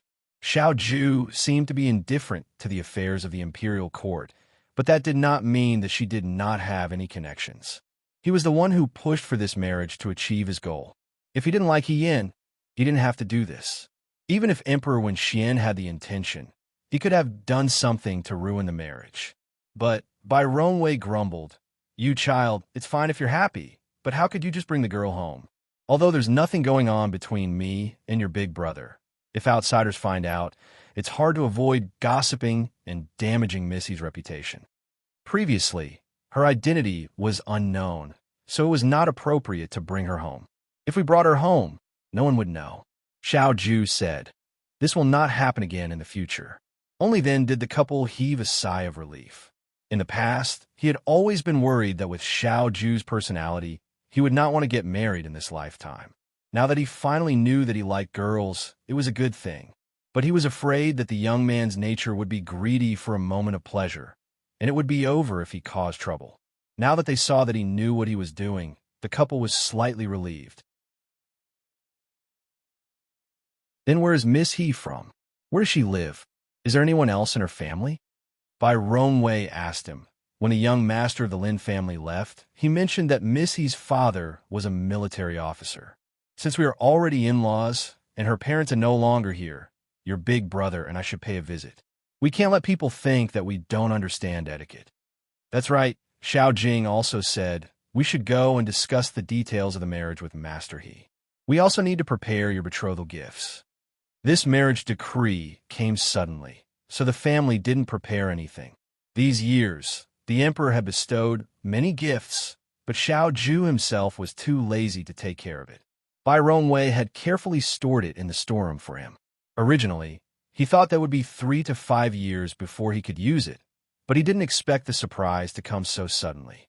From beginning to end, the couple didn't care about He Yan's family background. Even when they asked about He Yan's family, they just wanted to understand the situation. The elders above them had all passed away. The eldest brother was the father, and the eldest sister-in-law was the mother. Xiao Jing and Bai Rongwei weren't vain people. When Xiao Jing married Bai Rongwei, the rumors were rampant in the capital. The relatives of the Xiao family strongly opposed it, but in the end, Bai Rongwei, the Shu daughter, still became the eldest wife of the Xiao family. Therefore, for Hien, they thought that as long as his family background was clean and his character wasn't bad, it was enough. What is Missy like? With something to do, Bai Rongwei felt that the burden on her shoulders had become heavier. Xiao family members were simple, so it was easy to manage. She didn't usually have any disputes with Xiao Jing. Now that Xiao Ju's marriage was finally settled, she felt that she had to handle this matter beautifully. How about I go buy some beautiful silk cloth tomorrow? Then I'll buy some jewelry, but it can't be too expensive or it'll be disrespectful. How old is Master He? Since he's a military officer, he's bound to have some difficulties. Let's buy some tonics. She spoke in detail. She was so engrossed in her discussion with Xiao Jing that she didn't even notice when Xiao Ju slipped away. When she finally reacted and was about to ask Xiao Ju for her opinion, she realized that the chair in front of her was already empty. Xiao Ju returned to her room, took off her court robe, put on the chair, and sat down on the edge of the bed. The room was dimly lit, and there were faint sounds of bustling outside. It was probably Bai Rongwei instructing the servants to take out the key to open the storeroom. Everyone was shocked tonight, so they wouldn't be able to sleep tonight. But at least it wasn't all for nothing. Emperor, when Xian's marriage bestowment came at the right time. Not only did it remove Chu Zhao, that eyesore, from the equation, it also settled the matter between him and He Yan. The emperor's mind wasn't clear for all these years, but he finally did something right. Previously, he thought that He Yan admired Chu Zhao, so even though he had many things on his mind, he didn't want to mention it to He Yan. In this world, there were people who would do anything to take what they liked by force. For people like him, the one thing he hated the most was being forced. But he wasn't being forced. He lowered his eyes and took out a sachet. The sachet was turned inside out. The delicate embroidery on the outside was turned inside out, and the coarse cloth inside was turned outside. Inside the sachet, the crooked corners and the pockmarked embroidery of the moon sparkled under the dim light. It was a little ugly, but he even added some gold thread. The handsome young man lowered his head and couldn't help but laugh. In the small room outside, Chi Wu threw a punch. Fei Nu caught it firmly and turned it to the side. Calm down. Did you already know? Chi Wu was so angry that his nose was crooked. I was wondering why you always looked like you wanted to say something, but didn't when I didn't like him. Why is it that every time I'm worried about young master's marriage, I'm sweating profusely, but you're so calm and carefree? So it's not that you're careless, but that you already knew. You and I have worked together for young master. We've been brothers for so many years, but you hid it from me. Doesn't your conscience hurt? Fei Nu dodged his punch again. He was also speechless. What did I hide it from you? When we were in Jiang City, didn't you see how he looked like in women's clothing? How could you still think that Missy is a man? Chi Wu was stunned. That was true. Yan had worn women's clothing before. When he was wearing skirts in Jiang City, Cui Yuezhi and his concubine, Princess Mu Hongjin of Jiang, the commoners, and the peddlers on the street, no one doubted Yan's identity as a woman. Her eyebrows were beautiful, and her figure was slim. If she wasn't really a girl, how can no one find out? I thought it was because he looked like a girl. Chi Wu said in a daze. Besides, how could I believe that a girl would go to the Liangzhou guard and throw 20 stone dumbbells in a row? Even a strong man couldn't beat her. and she ate so much. He never doubted He Yan's identity as a woman. It wasn't because He Yan didn't dress well as a woman, but because she dressed as a man too well. Which young lady would be able to sit among a group of men and listen to their vulgar words without batting an eyelid? Sometimes he could even say a few words. Fei Nu patted his good friend's shoulder. Don't think too much. Weren't you always afraid that young master would be called gay by the people of Shua capital? Missy is a woman. Now, what you're worried about won't happen. That's true. Chi Wu sat down sullenly. But now that I think about it, I feel like I'm very stupid. It's not that you're stupid, Fei Nu said from the bottom of his heart. It's because Missy does a lot of things better than men. Fei Nu asked himself honestly. If Xiao Ju didn't ask wanting to find out about He Yan's background and accidentally found out that He Yan was a woman, what would he do? Even if He Yan wore a dress and stood in front of him, he would probably have the same reaction as Fei Nu. He would think that this person was so outstanding in women's clothing. However, it was useless to think about this now. Now that young master had gotten what he wanted, and this young madam was also a capable and brave person. If news of tonight's matter spread out, Shua capital would probably set off a huge wave tomorrow. In reality, Fei Nu was right. Before tomorrow, the people who had interacted with He Yan in the past, when they found out that He Yan was a woman and that he was going to marry Xiao Ju, they couldn't believe their ears. In the barracks, Hong Shan's group of people were lying on their bunks, scratching their feet and chatting. After returning to the capital, they were stationed at the foot of a mountain not far from the capital. Here they still practiced daily, but compared to Liangzhou, it was much better. At least there were fields at the foot of the mountain. When they weren't practicing, the soldiers in the barracks would help the farmers and get some fresh vegetables and fruits. Shua capital also didn't have as much wind and sand as Liangzhou. Therefore, in less than a month after returning to the capital, everyone was already rounder. Those who lived in Shua capital were able to leave the barracks one day a month to visit their families. Jiang Jiao had just gone to find the military instructor to arrange for a few days before returning home. As he was walking back to his room, he saw a small person rushing into his room. His movements were as fast as the wind. Jiang Jiao remembered this small person. His surname was Bao. Because he liked to inquire about trivial matters and was well-informed, everyone called him Bao Inquire. After a long time, no one remembered his original name. They only remembered that he was called Bao Inquire. Looking at his posture, he must have gotten some big news. Jiang Jiao followed him unhurriedly. These days, they were in Shua capital, and it was very boring. He and now had an official title, so if he wasn't here, he would miss him. Bao Inquire ran into Hong Shan's room. Everyone was chatting. He jumped onto the table in the middle of the room and was scolded by everyone. Your feet are covered in mud. Hurry up and get down. That's where I eat. Bao Inquire, are you trying to rebel? Just talk. Why are you moving your feet? Wang Ba, Huang Xiong, and other people in the room were not to be trifled with. Normally, Bao Inquire would have jumped down obediently after hearing this. However, today was different. Not only did he not move, he seemed to be even more agitated. His face and neck were red. Big news, big news. I just came back from the military instructor's place. Big news. There's no news more important than this. People passing by the other rooms gathered around. It was rare to see Bao Inquire rambling like this. It must be big news. Someone asked, what's the matter? Is military governor Xiao getting married? This was just a casual question because there were 10 impossibilities in the Liangzhou guards. For example, Shunhan couldn't be soft-hearted, Liang Ping couldn't not scold people, Ma Damei could not gamble. The biggest impossibility, which was also the one that everyone thought was unshakable, was that Xiao Ju couldn't get married. If this impossibility was broken, then it would be considered big news. However, it should be impossible. As they were thinking this, Bao Inquire nodded. Yes, that's right. Military Governor Xiao is getting married. Everyone didn't react at first. When they realized what was going on, they immediately became excited. They surrounded the table and asked Bao Inquire, Who is Military Governor Xiao marrying?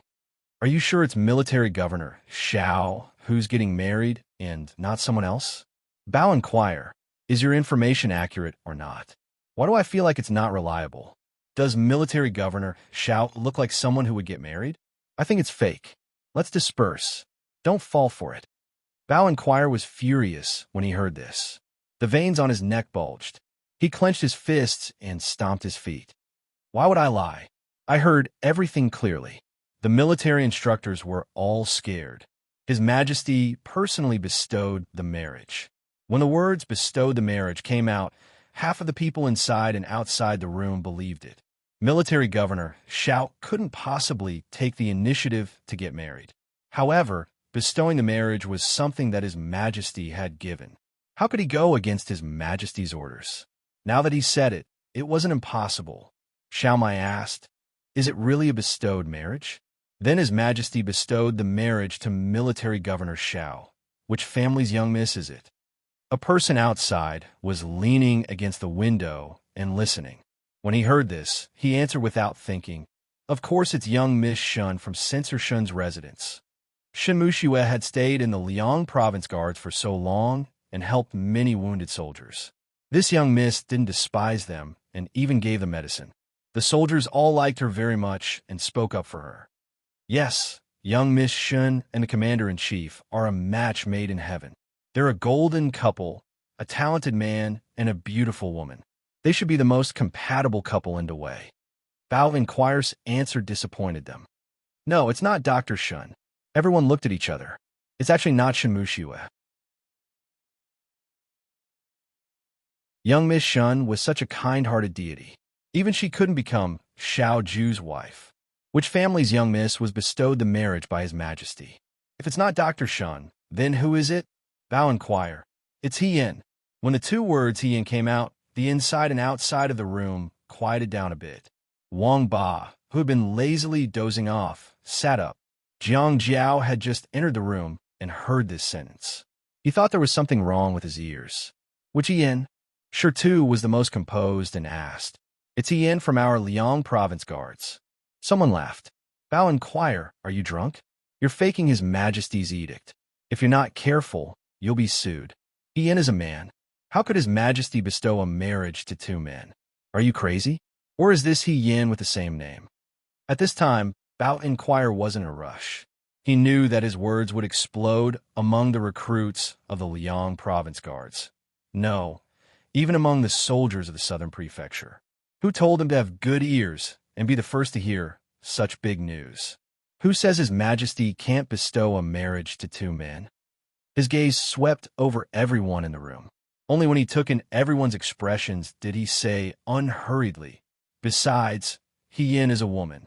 Of course, she can be Military Governor Zhao's wife. Kuang Dang.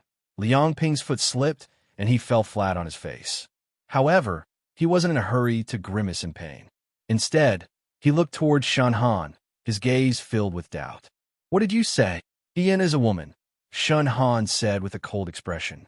Don't be fooled by how calm he looked right now. Heaven knew how much disbelief he had felt when Tian Lang, the vice soldier of the Southern Prefecture Guards, came to tell him this news. He Yin was a woman? How is this possible? How could there be a woman in this world who could eat more than a man, fight more than a man, and adapt to the harsh climate and training of the Liang Province Guards better than a man? When the instructors heard this news, they all collectively sank into a silence filled with doubt. No matter what, they couldn't imagine that the person who was sweating like rain on the martial arts field, yet was so carefree and cheerful, personally taking the heads of two of Rida and Mu Zi's personal guards was a woman. This was clearly a youth with exceptional talent. So how could he be a woman? A woman could reach this level, yet they were easily defeated by He Yin. There wasn't a single person in the Liang Province Guards who could compare to He Yin. Didn't this mean that all of them, as grown men, couldn't compare to a 16 or 17-year-old little girl? If it was said that He Yin was a woman, they were only shocked then the fact that His Majesty bestowed a marriage between Xiao Ju and He Yin made these instructors tremble with fear. Before Tian Lang left, he kindly and subtly reminded Shan Han, the military governor values Miss He greatly.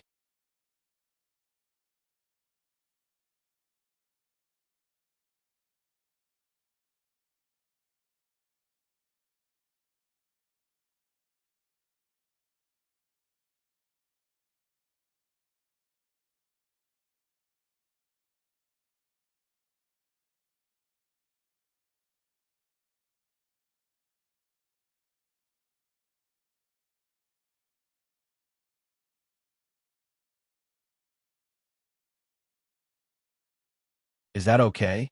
Su Zhiheng's expression stiffened for a moment. Okay. Husband, do you want to go together?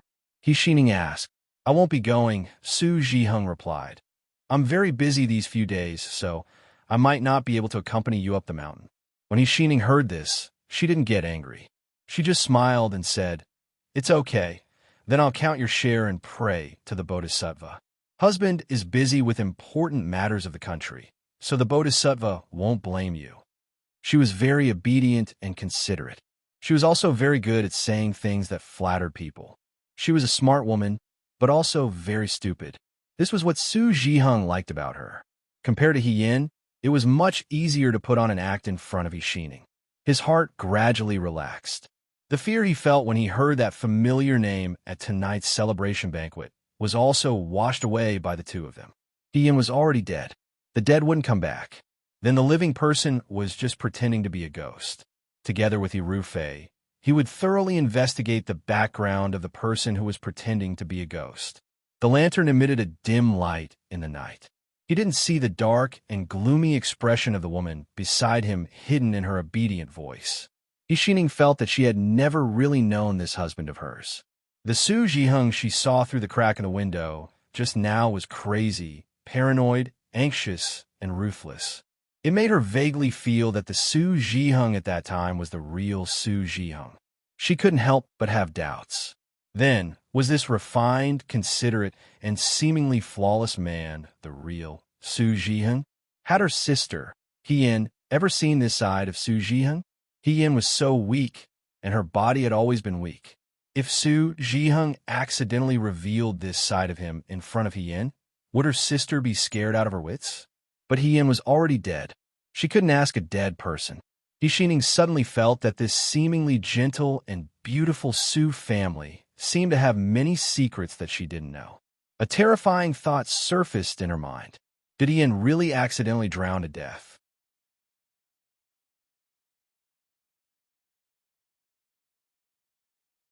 Chapter 205. Shao family's second son had a fiancée. His Majesty had personally bestowed the marriage. His fiancée was a girl dressed as a man. She had fought alongside Shao Ju on the battlefield and had outstanding military exploits. Now, she was the first female marquis in Wei. Marquis Wu, overnight, the streets of Shuo City, restaurants, and tea houses were all talking about the same thing. Some people said that Shao family's second son was indeed extraordinary. His fiancée looked like a powerful woman who was not inferior to a man.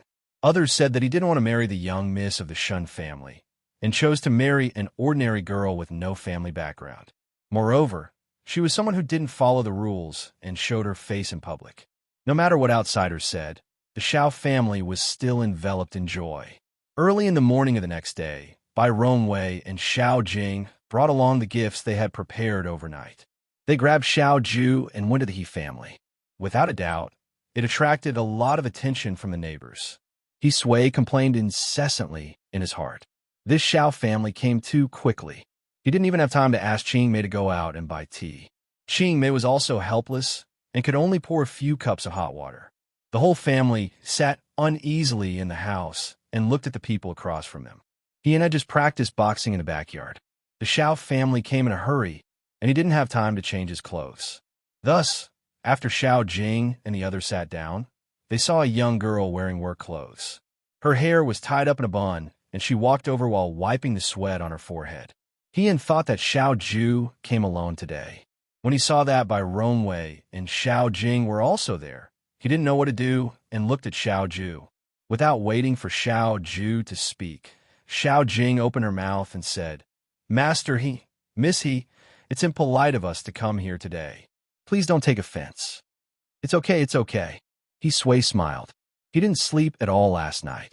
In the middle of the night, he sat in the courtyard and stared at the sky for several hours.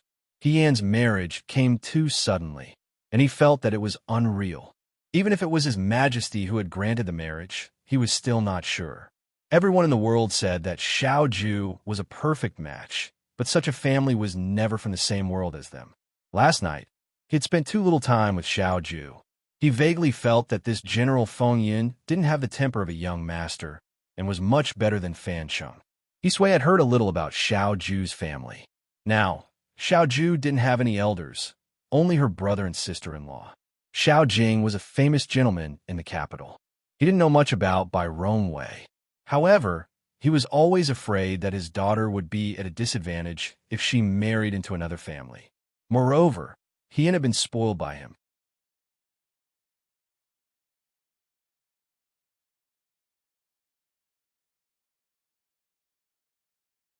He Yuansheng stepped through the door and used his shoe to push aside the fragments in front of him and called for the servants to leave. After the door was closed, He Yuansheng sat down in front of Rufei. Right now, it is rumored that during the Battle of Huayuan, you used the 1,000-li retreat at night technique to subdue the enemy. You're like a different person from before, very different. He Yuansheng took a cup of tea and took a sip. I think that for the next few days, you should say that you are sick and temporarily not go to court. Why go to this extent? He Rufei smiled coldly and said disapprovingly, victory and defeat are common in the military. It's just a military campaign, it's nothing. Is that so? He Yuansheng looked at him. Then why have you been restless since you returned to the Fu last night? Is it because of that woman called He Yin? He Rufei suddenly raised his head to look at him. She's not He Yin, He Yuansheng said calmly. I've already sent people to investigate.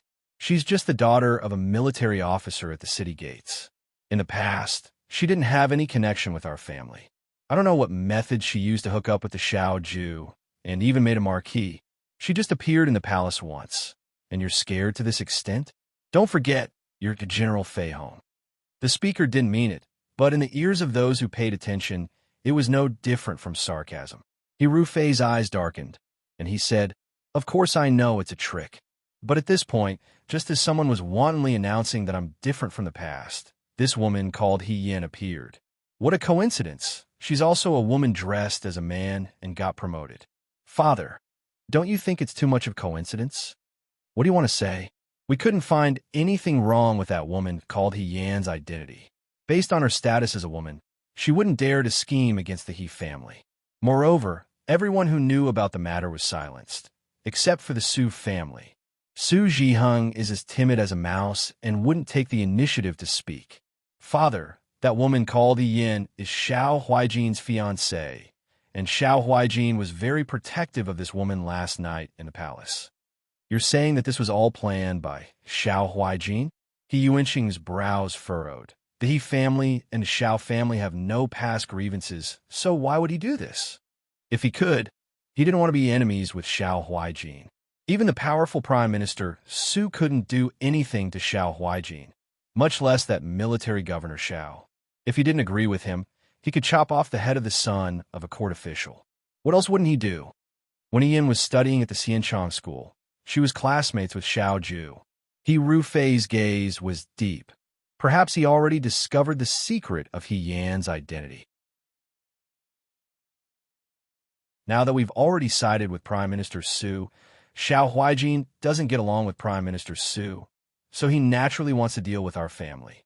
We're very secretive when doing things. Father, He Rufei didn't wait for He Yuansheng to finish speaking and interrupted him. There's no such thing as an impenetrable wall in the world. There are spies everywhere in the capital. Since we've already gotten involved in the grievances between the Xiao family and the Su family, we can't just stay out of it. He Yuansheng sighed slightly. He wanted to be careful when doing things.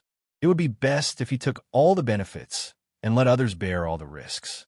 There were countless benefits to being on the same boat as Su Jingfu, but at the same time, they were being targeted by Xiao Huaijin. This really was a terrible thing. We're already Prime Minister Su's people. Xiao Huaijin won't let us go. Since that's the case, He Rufei's eyes were filled with murderous intent. We should strike first. He Yuansheng frowned. If you want to deal with Xiao Huaijin, you can't act rashly. Who said I want to deal with Xiao Huaijin? You mean, didn't they find a woman to act mysterious?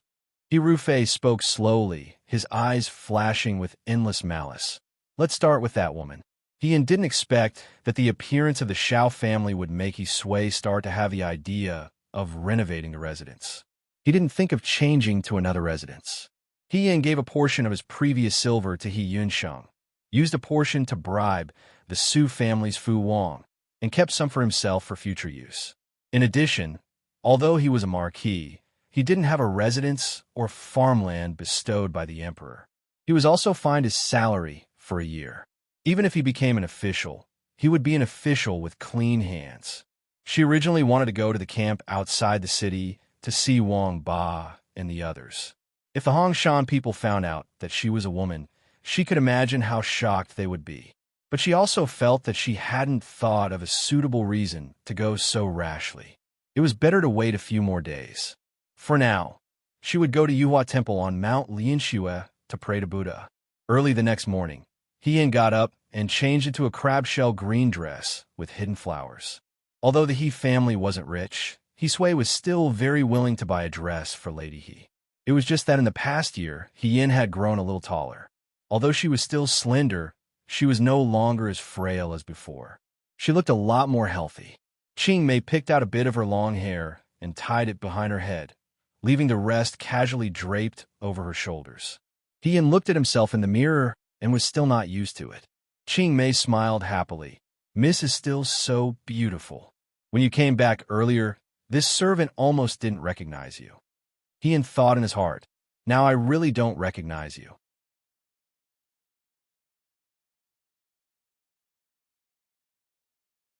The beggar looked at the Buddha's statue and said, Buddha, Buddha, please show me a way to survive.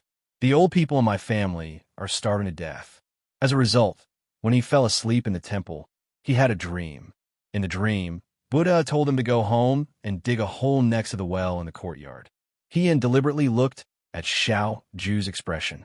However, this person just looked at him with a faint smile.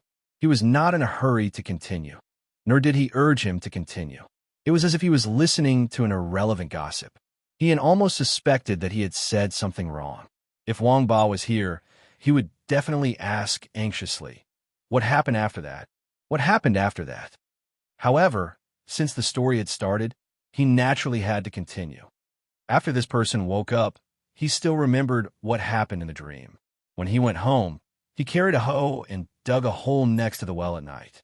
As he dug out a bag of gold from the ground. After this poor man obtained the gold, he used the gold to do business. Later, it became better and better. He became a local tycoon. After he had money, he went to the Yuhua Temple again and gave the Yuhua Temple's abbot a generous amount of incense money. He also helped to renovate the temple. The Buddha statue was also given a golden body. After that, the Yuhua Temple became more and more efficacious. People said that the more incense money one donated, the more one's wishes would come true. After finishing the story, He Yin drank the last mouthful of sweet syrup. What do you think, Commander-in-Chief? Do you think the legend is very powerful? Xiao Ju did not comment. Lady Yi's story is not bad. He Yin, this story was indeed made up by her. She had already forgotten from whom she had heard it from. Of course, it was not Yuhua Temple, but some other temple. However, it was enough to scare people. In the end, it was directly said by Xiao Ju. He Yin almost doubted whether his ability to scare people had really deteriorated. As if sensing his frustration, Xiao Ju said, the Yuhua Temple's abbot is very close to my brother. He Yin, so your story is too fake. He Yin was silent. It was indeed a little awkward to lie in front of someone she knew. However, she looked at Xiao Ju. Okay, this temple is not Yuhua Temple. However, the story is true. Commander-in-Chief, do you believe that sometimes things that happen in dreams can be real? Xiao Ju dreams. Have you ever thought that maybe everything that has happened to us now, whether it was in Liangzhou, Jiang, or the Rundu, is actually just a dream? When you wake up from the dream, you become another person. Everything that you originally had is gone. Her voice was clear and seemed to have other meanings. Xiao Ju could not help but look at her. He thought for a while and said after a while, it doesn't matter if it's a dream. Ian looked at him.